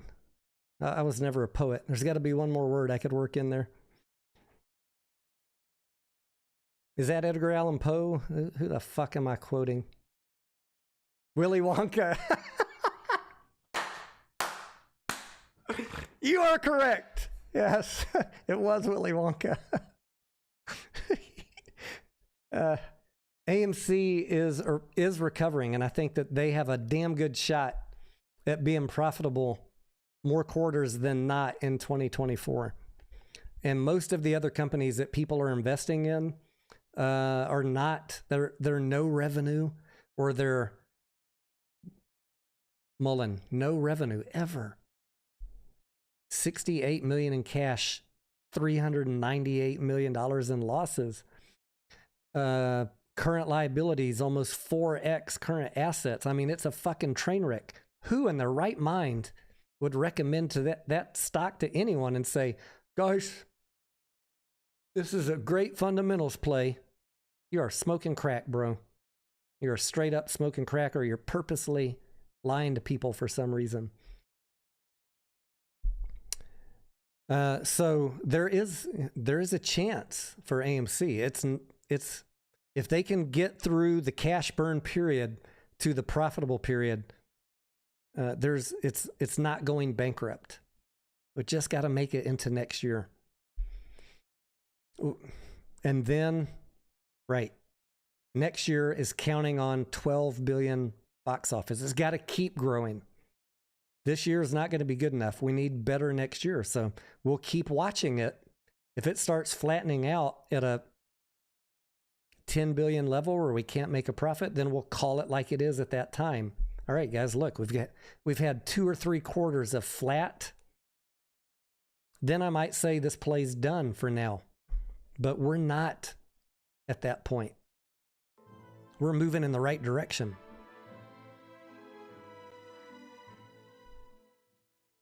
I want the judge to pull the blue books.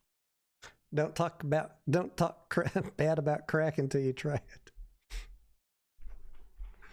Lord David says, is there another Nicole Kidman video coming? I was talking about that in the Discord this morning, David. Do you want to know what I said? Yeah, I know. You want to know. Tell us what you really think, Tony. I said, first of all, batten down the hatches, boys, and prepare for another round of clickbait videos. Adam Arno is wasting our money. That damn Adam Arno. He hates us. He just likes spending our money. Adam, now I'm talking to you, Adam. What the fuck are you doing right now, talking about spending money this year or next year on another Nicole Kidman ad? Adam, seriously, bro? No, just no, Adam. The first lady of AMC, Adam, really? Look, it's water under the bridge. I already done forgave you about the first one. All right, we need a little injection in the arm to get people to come back to the movies, Adam. But what good, Adam, does showing a Nicole Kidman ad to people that are already in your theaters really do at this point, Adam? How about, Adam, you make a commercial pumping the A-list and Stubbs, a better one? Oh, maybe that's what you're doing with Nicole? Oh, really? Sorry, my producer's talking to me, and somebody's going to believe that right now. Somebody's busy clipping that right now. Tony, he just admitted a producer's talking in his ear. Guys, if it wasn't for my channel, half these other people wouldn't have content. I don't want Adam Aaron spending more money on a Nicole Kidman ad, but I don't tell him what to do. He don't even talk to me. I would rather him focus. Look, my idea is put some signage up. You know that premiere line, that line you get to go in as an A-list member for your concessions? Roll out a gold carpet in that bitch and put some gold velvet ropes and a big sign with a QR code to skip the line next time, become an A-list member. Like, why don't we spend some money on things that are meaningful, that they're already in your theater, Adam?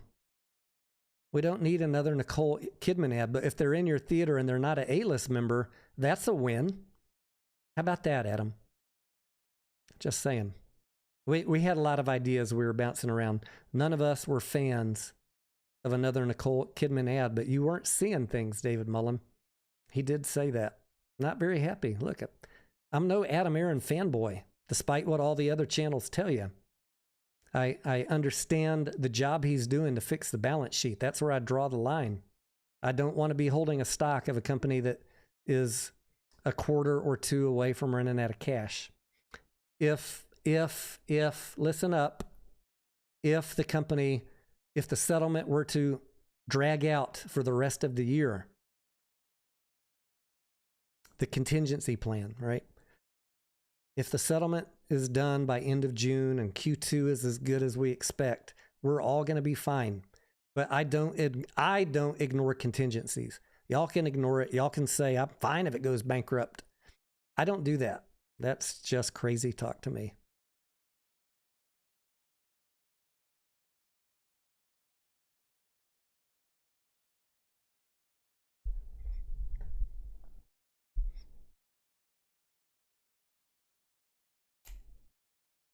So yeah, not a big fan of hearing about another Nicole Kidman ad. I just shook my head when I heard that, honestly.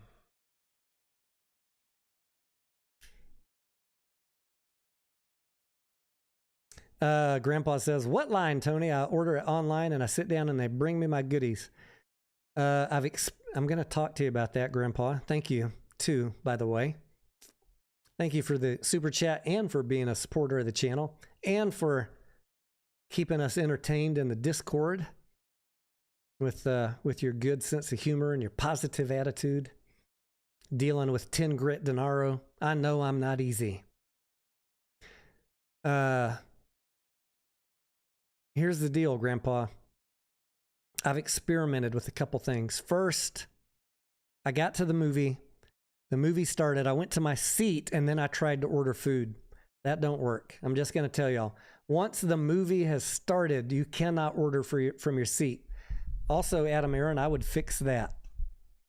But then someone said on Twitter, but Tony, if they fix that, people are going to be on their phone during the movie. Okay, I get it. I could see how that would be irritating. How about up to 15 minutes after the showtime, when we got 15 minutes of advertisements? Just put a timer on it. You already got it timed for when the movie starts. Give us T plus 15 minutes. That's what I'm saying. Because sometimes I just want to walk. I'm getting there always right about the time Nicole Kidman's coming on. I don't go to the previews typically. I'd like to be able to walk straight to my seat, sit down real quick, order some food, and have it show up right when the movie's starting. That'd be my dreamland. So that didn't work. You can't walk in and then order after the movie time. Then the second experiment I did, I was driving to the movie. The movie was in 10 minutes. Keep in mind, the movie theater's 15, 20 minutes away, but I'm trying to time it for Nicole Kidman, so I skip all the previews. It wouldn't let me order that either. Too close to the movie time. So not only are they at T plus 0, they're at T minus 15. You can't even order when you're driving there. You got to order well in advance. How far in advance, I don't know, but you can't do it when you're driving there. I have not yet, Grandpa, successfully ordered pre-sitting down in my movie. We always just walk in. We walk straight through that line with no people in it, the premiere line, order our food, and go sit down. It's never been a big deal. Never had to wait. Walked past a lot of people in regular concessions. Probably made them really mad, but pay the $20 a month, get the privilege.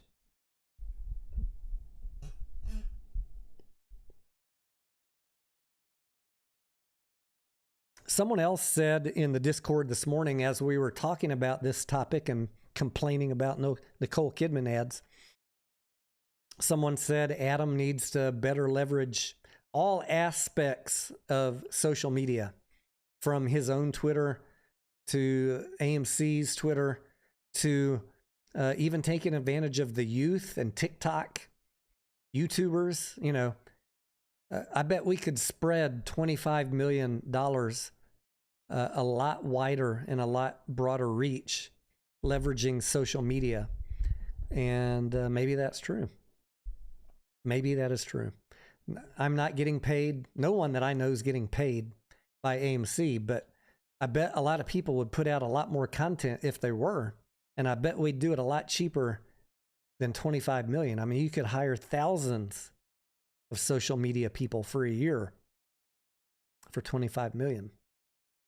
Just tossing around ideas, Adam Arno. Not a big fan of the Nicole Kidman idea.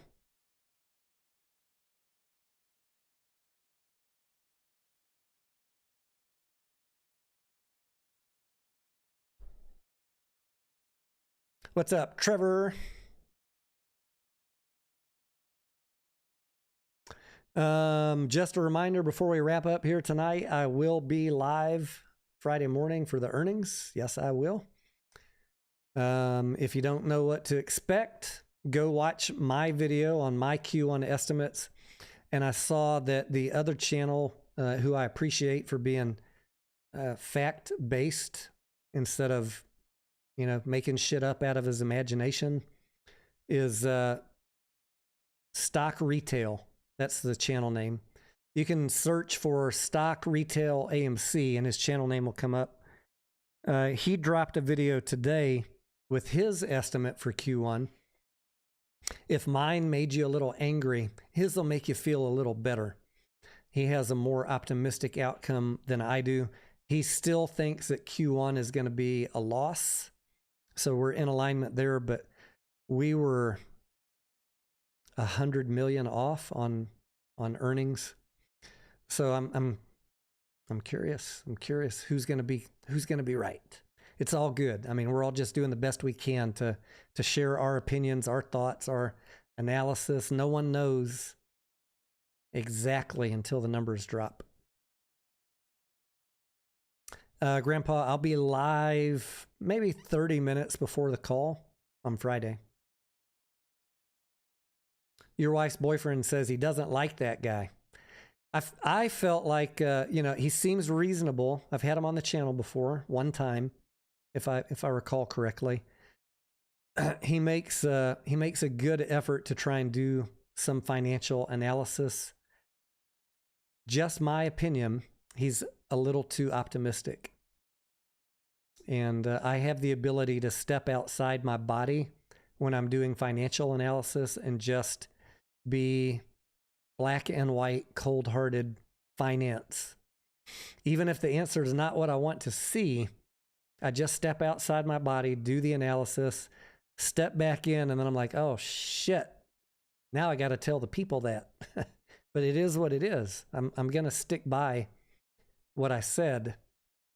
And if I'm wrong, then we'll figure out why Friday after, later in the day on Friday. I hope I'm wrong. I'm hoping it's not as bad as I think for Q1. Q2, again, I think is going to be great.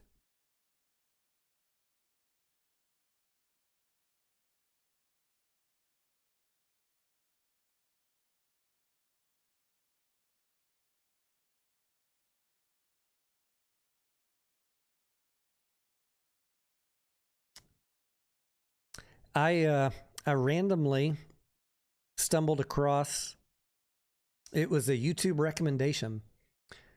A youngster that he did a video about a year ago.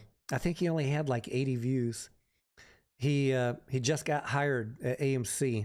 This was maybe 2 or 3 years ago, after the pandemic was over.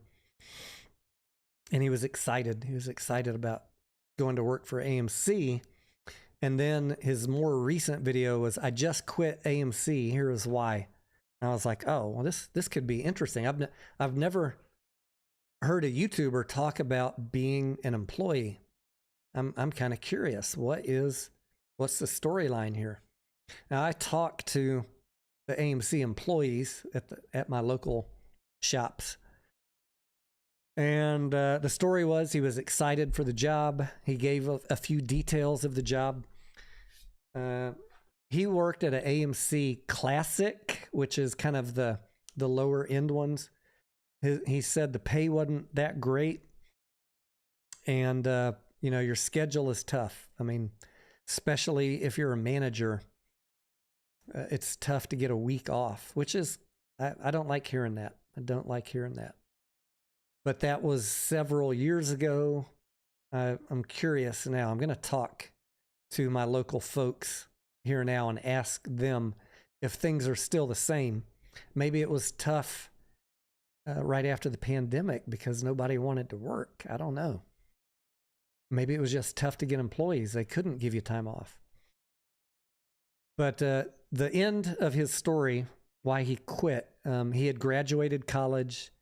He said, I liked my job. I liked the people I worked with. He was a film buff.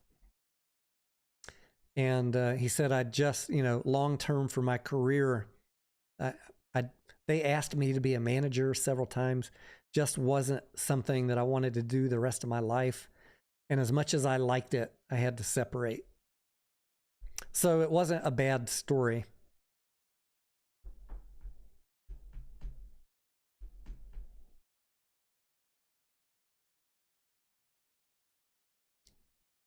Your wife's boyfriend. Yeah. Some of these clowns, Mr. Boyfriend. If it wasn't for Tony Denaro, they wouldn't know what to make videos about. Not one original thought in their little PP brains. Can't bother to do their own DD. They got to spend 20 hours a day talking about Tony Denaro. That damn bastard Denaro talking about financial statements and facts again. Let me see what FUD I can whip up today. Turn off comments. Wouldn't want anybody to call me a name. Might hurt my feelings. Get my little pink panties in a wad. It is sad. It is sad. I challenge all these shills to actually do some original work of your own. Let us see your original thoughts, but you don't have any. Que onda, Jeffrey Roche. What's up, amigo?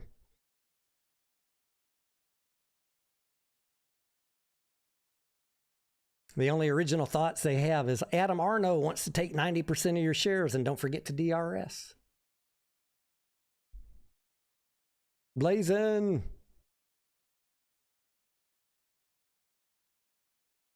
All right, ladies and gentlemen, I'll give you 3 more minutes unless you really entertain me. Tell me something good. Bell Biv DeVoe says he drinks pink panties while drinking Bud Light. I bet some of these other YouTubers do, Bell Biv DeVoe.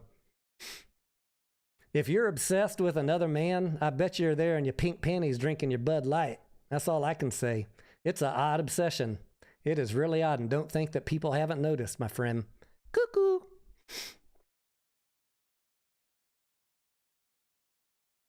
Kelly says, let's curse at some irritating clickbaiters. Let them have it, guys. I'll give you 2 minutes to call out any clickbaiter and say whatever the fuck you want in the comments.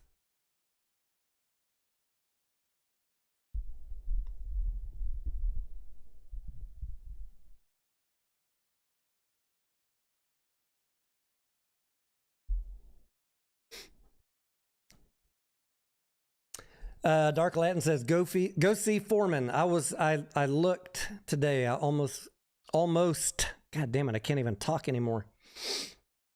Between being tired and drinking, my mouth it's getting kind of liquid. Go see Foreman Tony, even if you're not into boxing. I love boxing. And I like George Foreman. He seems like a good, decent man. I saw the previews for the movie, and it looks like a movie I would enjoy. So, right now, before the next batch of good stuff comes out, I think that I'll go see it. Oh, speaking of grifters and clickbaiters, one more thing besides these fuckheads saying Mullen was a great fundamental play, and what else were they clickbaiting about this week? They were clickbaiting about the DTCC gonna collateralize margin call. Just straight up bullshit. The other thing that I saw, again, all these fuckheads. Oh, AMC got evicted. Like literally lying to you on camera that AMC didn't pay their bills. Laughing about it. Lou, and a couple others, Twitter. AMC did not get evicted for not paying their bills. AMC was in a mall in Nebraska that was being demolished. They're going to tear it down and build a whole new mall. AMC had a lease that had a provision preventing them from getting kicked out due to renovation. And they were defending their rights. Why? Why, you ask? Why would they spend money on attorneys to not get evicted out of a mall that is going to be torn down? What do you guys think? I got my theory that makes logical sense. But while you're answering that question, why?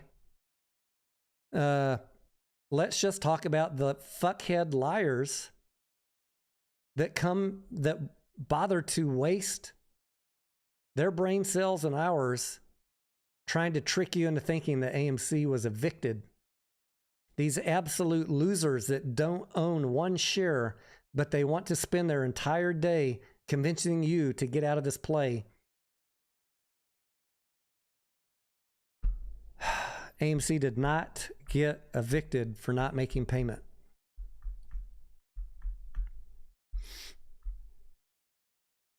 The reason I think that they were fighting it in court was probably AMC wanted a payout.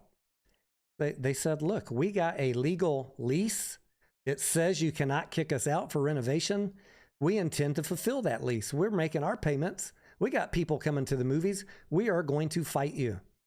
They wanted a settlement. AMC wanted a settlement. That's why they went to court. And you know what? This small town Nebraska, folks, the city wants to rebuild that mall. It is a high revenue source for the city. The whole system conspired against AMC, the developers, the city, the court, and evicted them so that the demolition could continue. And AMC did not get their payout, to my knowledge.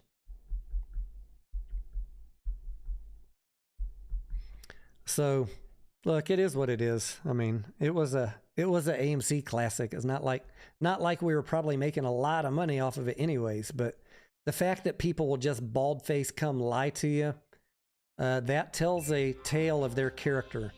And I hope you're paying attention. And I hope you're not watching those channels either, because they're all fucking bullshit. It's one after the other. Bullshit video. And the other ironic thing is if they were to push the narrative that AMC got kicked out for not paying their bill, they're just making my argument for me that AMC's going bankrupt, aren't they? They don't even realize how stupid they are. Why wouldn't you be able to pay your bills? Because you're low on cash. Oh, well, then we better make that settlement happen. Booyah! Lawyered. Who knows that line? Lawyered.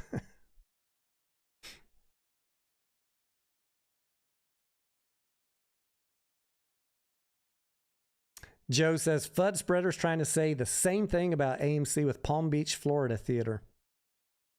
Forced to close so the building owners could renovate. I mean, I don't know. I mean, they're just revealing their stupidity on the daily. I only trust reputable sources like news releases from Robinhood. Bell Biv DeVoe.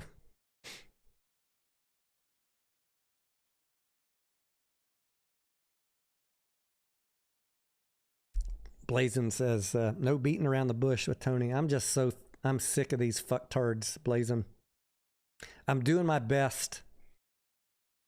I mean, I've seen them lose so much money for people. Like Bed Bath & Beyond and Mullen have had me so angry for the past couple months at the people putting out that content. I'm just seething all day at the content creators pushing that. And then these dumb shits come in and don't want AMC to raise money so we can go bankrupt too. I'm sorry for saying dumb shits, but you are literally going to guarantee, or likely guarantee, if AMC were to not be able to raise money the rest of this year, that we could run dangerously low on cash. There's just there's no good story you can tell me. And I could be wrong. Look, hey, if we make money every quarter, I will say I cried wolf. But I've already run my model. Not one of these people that says we're fine has showed me a financial model that we're fine. Not one. All they got is they got their heart, they got their beliefs, but I can't debate the beliefs. That's a losing battle because you got no evidence. You just got what's up in here, and I can't. You don't want to talk to me about facts or financials or due diligence because you just think something. I can't talk to these people. I wish I could. I love them all. We all have the same goal, to make money.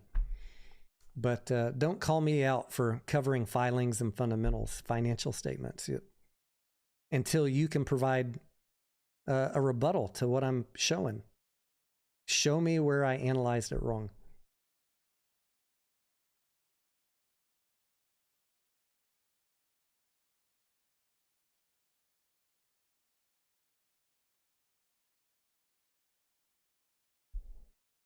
Kelly says, why you so dumb? Right? Kelly says, Adam Aaron is another dumbass selling 8 below $1. Yeah, it was either he misjudged people holding ape, or it was always a plan with Antara, or it started out as A and ended up B. What the truth is, Kelly, I don't know. I don't know, but I do know that if he came to us, I do know that the company is getting dangerously low on cash for 2023. If you think in terms of worst case scenario planning, if there was a COVID-23, for example, this company's toast. If I see somebody dropping dead in China, I'm selling this fucking stock. If I see thousands of people dropping dead from a new virus in China, I'm out, because that is the end of this company. If that were to happen this month, they don't have the cash to survive another round of being shut down for 2 years. It would be literally toast. I'll see you in a year if you survive the company. But you know, how the whole Antara thing went down, it's literally water under the bridge at this point. I think Adam and AMC said we're not. Oh, that's one more great thing to talk about before we wrap up. You guys who stuck around late are going to get the good stuff. You keep on reminding me of all my DD I was doing this week. Adam Aaron said we're not going to get a majority to show up ever and approve more shares for AMC. It's just not going to happen. So how can we raise money? I bet he's been planning this shit for 2 years. When we get really low on cash, we're going to legally create these apes, legally through preferred shares, and then legally tell ComputerShare to vote legally. And that way we'll get our way legally. They did everything legal, but they did what they had to do, and it's not palatable. I get it. But they are thinking we're running low on cash and we need to cover our bases because we have a fiduciary duty not to let the company go bankrupt. That's what I think they're thinking, Kelly. Is it palatable, or any of us happy about it at this point, the way it played out? Not at all. Not at all.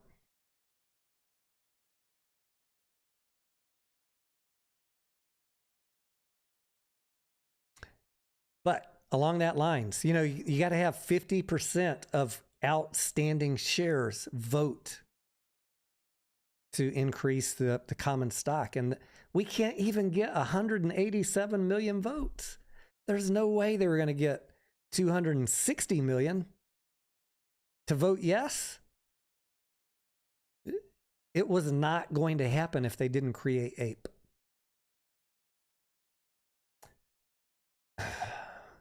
Are any of us happy about it, the way it played out? Of course not.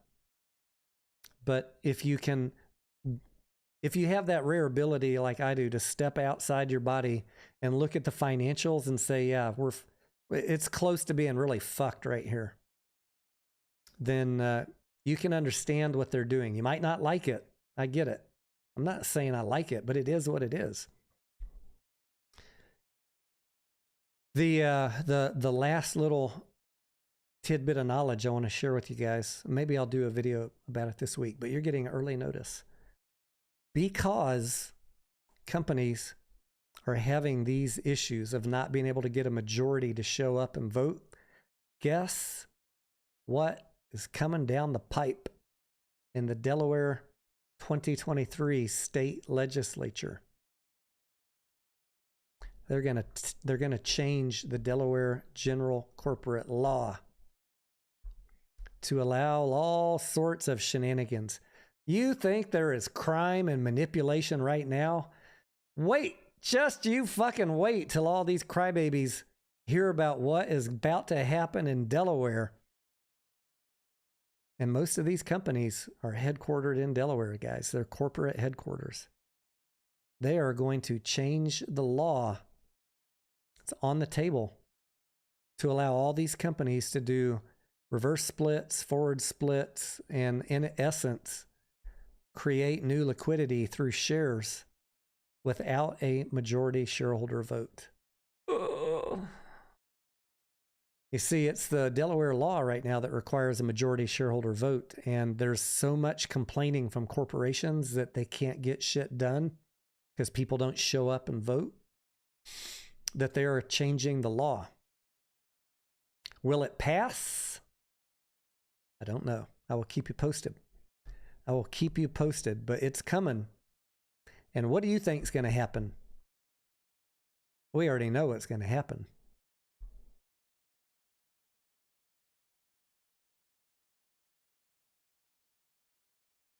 Big money is going to get their way.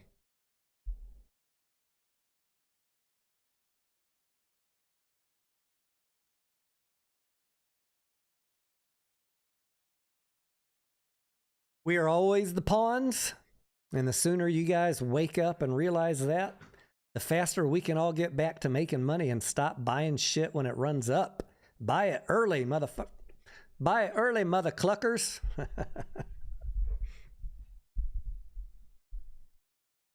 No shit, Sherlock, thank you. He says the crybabies sound like my players. Can't you make me win?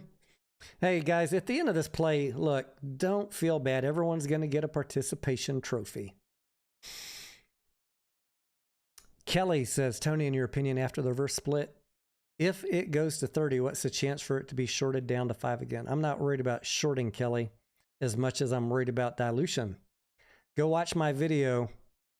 Oh boy, I got the little ninnies all up in a panty twist over that one.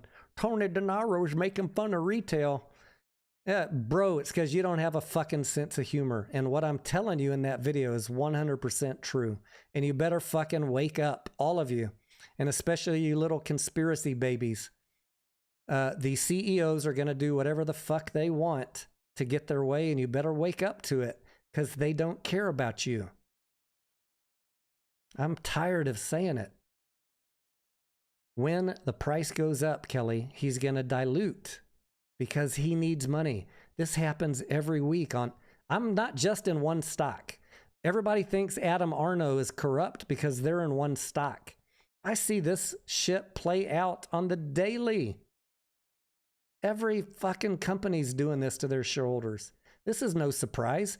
Guess what? You bought a company that's losing money. You bought a company which is running low on cash. This is very predictable. Talk about it all the time. He's going to dilute, Kelly, and that's what's going to drive the price down. That's what I think. The offsetting factor, Kelly, and they won't clip part 2, what I'm about to tell you, when they make their videos about me tomorrow. The offsetting factor is Q2, I think, is going to be really, really swell, and we're probably going to make a decent amount of money in Q2 if we keep up on the path that we're at for April through May and June. And I have no reason to believe we won't. I think this will singly be the best quarter of the year by far, Q2. That could have some offsetting upward momentum against the dilution. I don't know. My crystal ball is not that clear, Kelly, what is going to happen. I can't tell you what to do. You got to make your own best choice. The video is called CEO Handbook.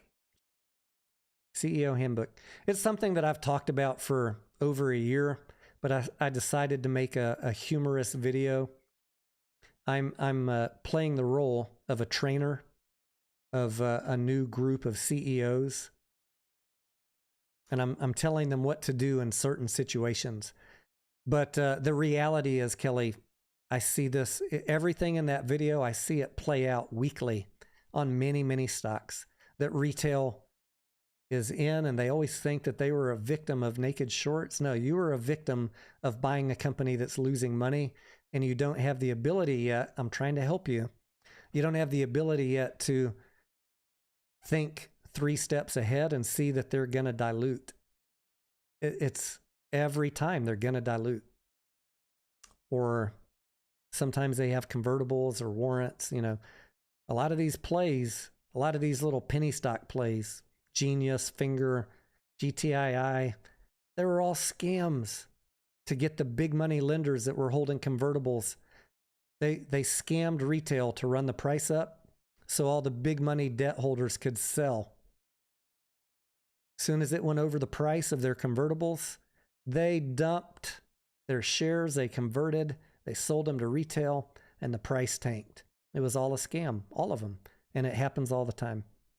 And the people that hate Adam Arno were pushing those stocks because they're not smart enough to realize they're getting played. They're getting played on every play. There's no good CEOs. There's just good financials and bad financials. That's it. Don't hate the CEOs. They're doing their job. They're trying to save their company. All of them. Even Roger James Hamilton, Jeremy Frommer. I don't hate them. I knew exactly what they were doing. They're doing what they need to do for their company. We got to get smarter. Let the little lemmings out there following the wrong channels lose money. We got to be smart and not fall for that shit. Or if you see the lemmings jumping on board, get in with them and get out before they do. That's all.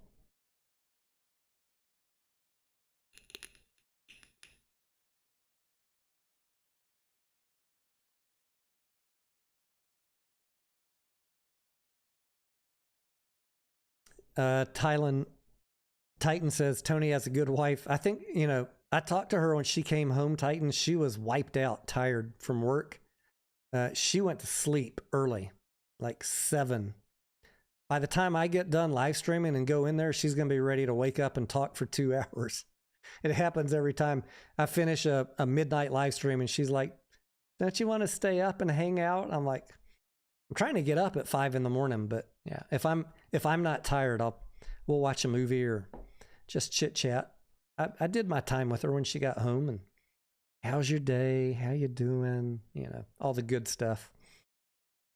She's like, I'm really tired. Do you mind if I just pour myself a Bailey's Irish cream and take a nap? Her naps end up lasting till 2 a.m.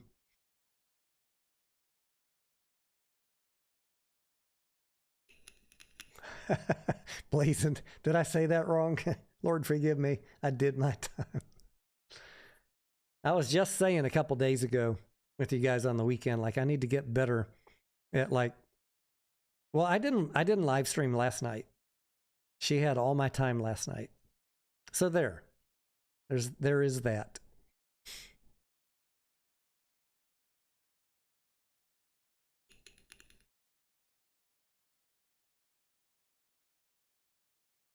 Why did AMC run in January when AMC diluted? AMC was already running, and it was unstoppable despite the dilution. That's what I think, Joe.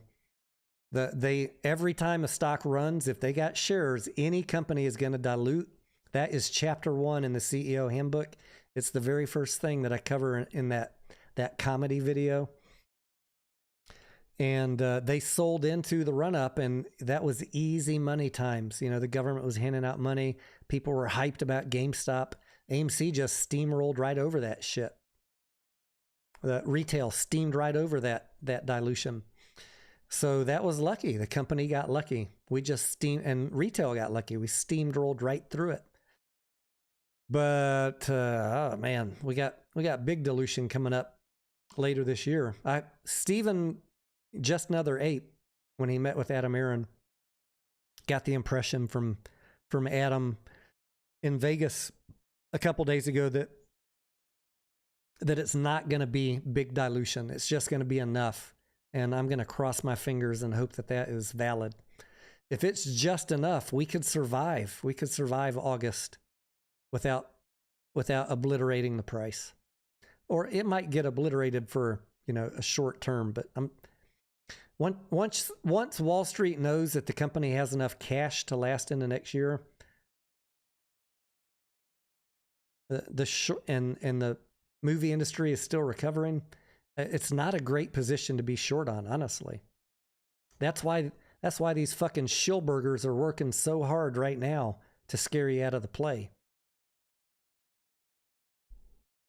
Their window of convincing you that it's fucked is closing rapidly. Once AMC has the ability to raise money, yeah, the price could go down. But they don't want to talk about financials or the benefit of AMC having a big cash position.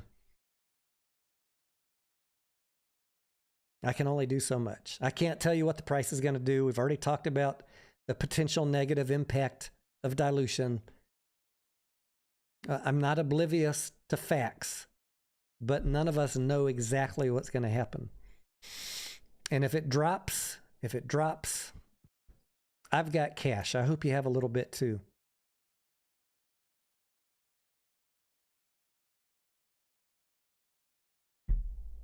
That's why I ain't doing shit right now.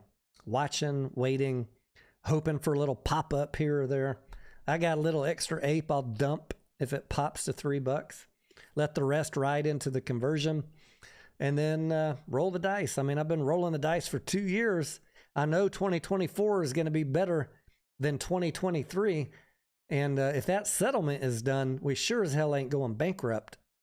Every worry that I've been voicing goes away.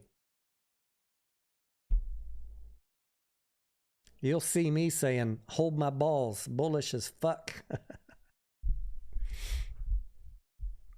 What's up, Angelina in the house? What's the next bank to go up, belly up soon? I don't know.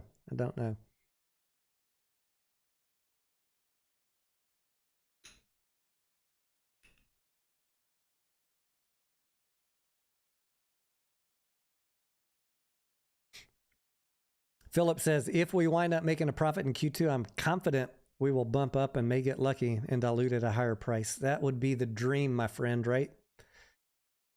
I think when the lawyers said we want to pay off the debt in August, I think that was bullshit. I am worried about the cash, but I'm not worried about cash in Q2. I think, Philip, that they want to time. I could be wrong. It's just my guess, just one non-professional's opinion. I think they want to time to being able to do the dilution around the time they do Q2 earnings. That's what I think. I think you're exactly right, Philip. Q2 earnings are a profit. The stock shoots up. That's where you're going to have to use your brains, right? If the stock starts shooting up, just like every other play that I talk about, if they have dilution sitting out there available, it's going to cap it at some point. But by the same token, the company needs to raise cash, and because they need to, they will. So whatever happens, I want you to have that in the back of your mind.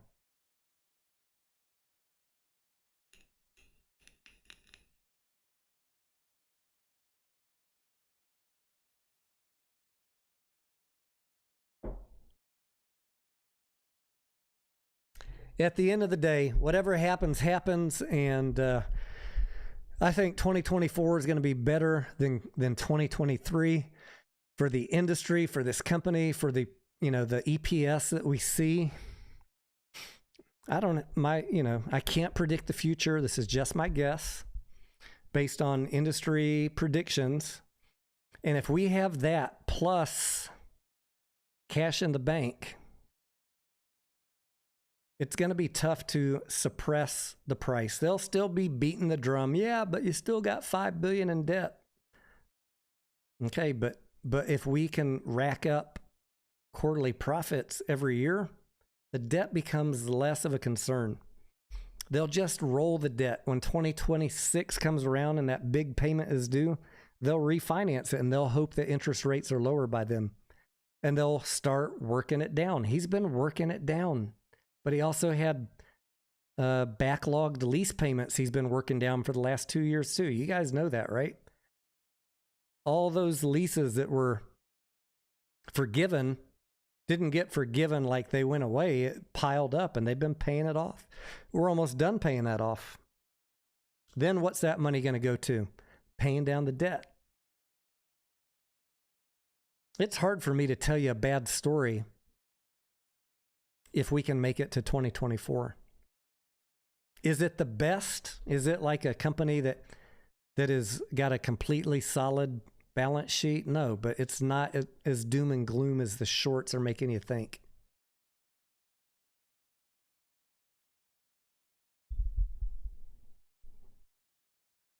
Chip away at it. Chip away. And please, Adam, please, don't go spend all our money buying 500 Regal locations. I don't know what I'll think if I hear that announcement. Oh, yeah, we just spent $1.5 billion buying up Regal.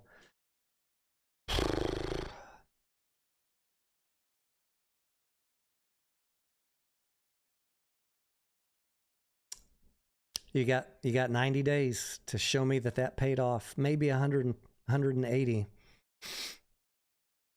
But if you get us back down into losing money again because you bought 500 Regal locations, I'm going to be kind of pissed. If it pays off, I'm just going to be like,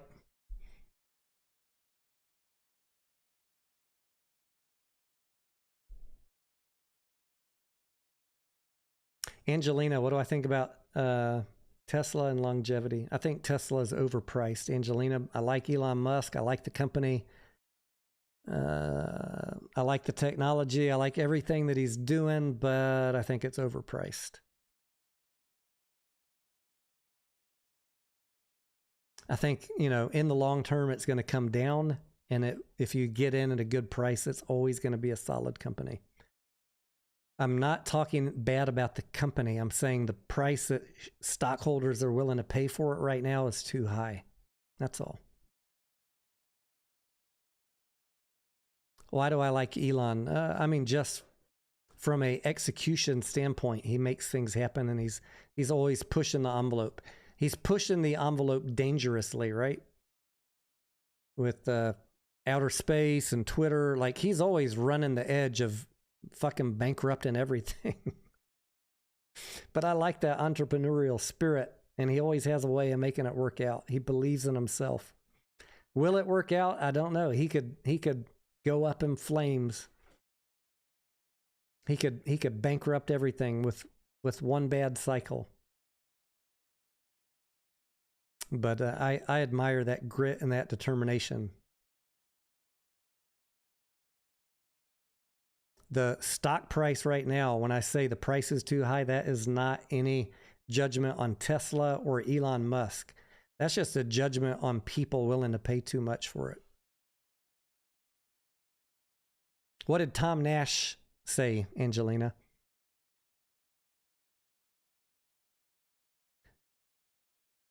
Angelina says maybe the company is good, but the product could improve a bit. Yeah, I think I've driven a Tesla once, Angelina, so I don't really have a good basis of opinion how great the product is.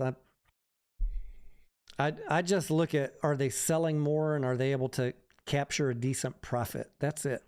And then at the end of the day, once you know the profits, you can calculate what's a fair price for the stock. And right now it's too much.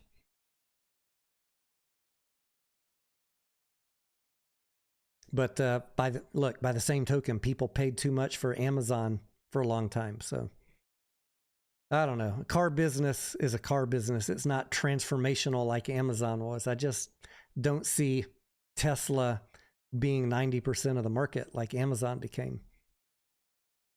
I don't see Tesla bankrupting Ford and Chevrolet and Toyota. Those are, that's some pretty entrenched competition. They'll always, they'll keep growing their market share as long as they keep putting out a good product and keep innovating.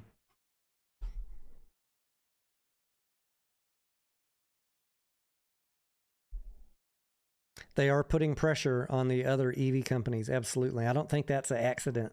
They're putting pressure on everybody, Ford, Chevy, Toyota, and every little startup EV company. That's why I'm going to double down on what I keep on saying for the last year. 80% of the EV companies we're looking at right now will not be here in, 2 years, 3 years?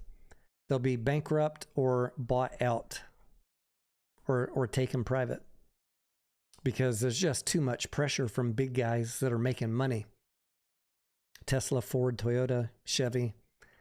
These startups, do not fall in love with them. Do not underestimate the mountain they have ahead of them. You can respect them, you can love their cars, but look at the numbers. That's all. Joey says he does not think Elon is a genius. Yeah, you're not alone, Joey. You're not alone. I get it, and that's fine. I respect people that think that. We all have our own opinions. That's cool.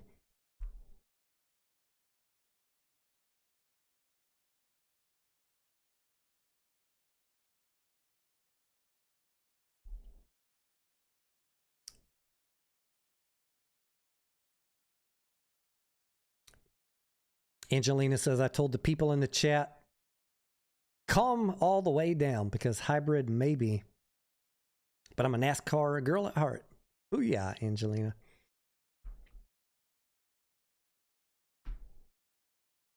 Oh yeah, Asperger's. Elon does have a touch, doesn't he? Tom doesn't like Elon, huh? Yeah, I don't watch Tom Nash. I know who he is. Joey says, I think he exploits his wealth and power. I've seen that sentiment a lot. He's like 10 Grit also. He just calls it like he sees it, and some people don't like that. Same reason I have so many enemies, Joey. But Elon goes way beyond, right? Elon,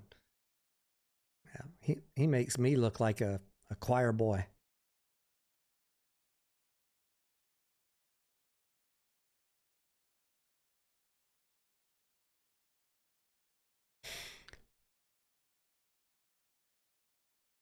Ooh. All right, folks. 1:18. I was planning on finishing at 11:59. I'm still not sleepy, but I would like to be up at 5 a.m. So that being said, I hope for all the trolls that I provided you enough content. My intent today was to go live long enough to let other people do advertising for me by clipping and making fun of me. I hope I gave you enough content, and the challenge is still out. Show us some of your original thought, if you even have one.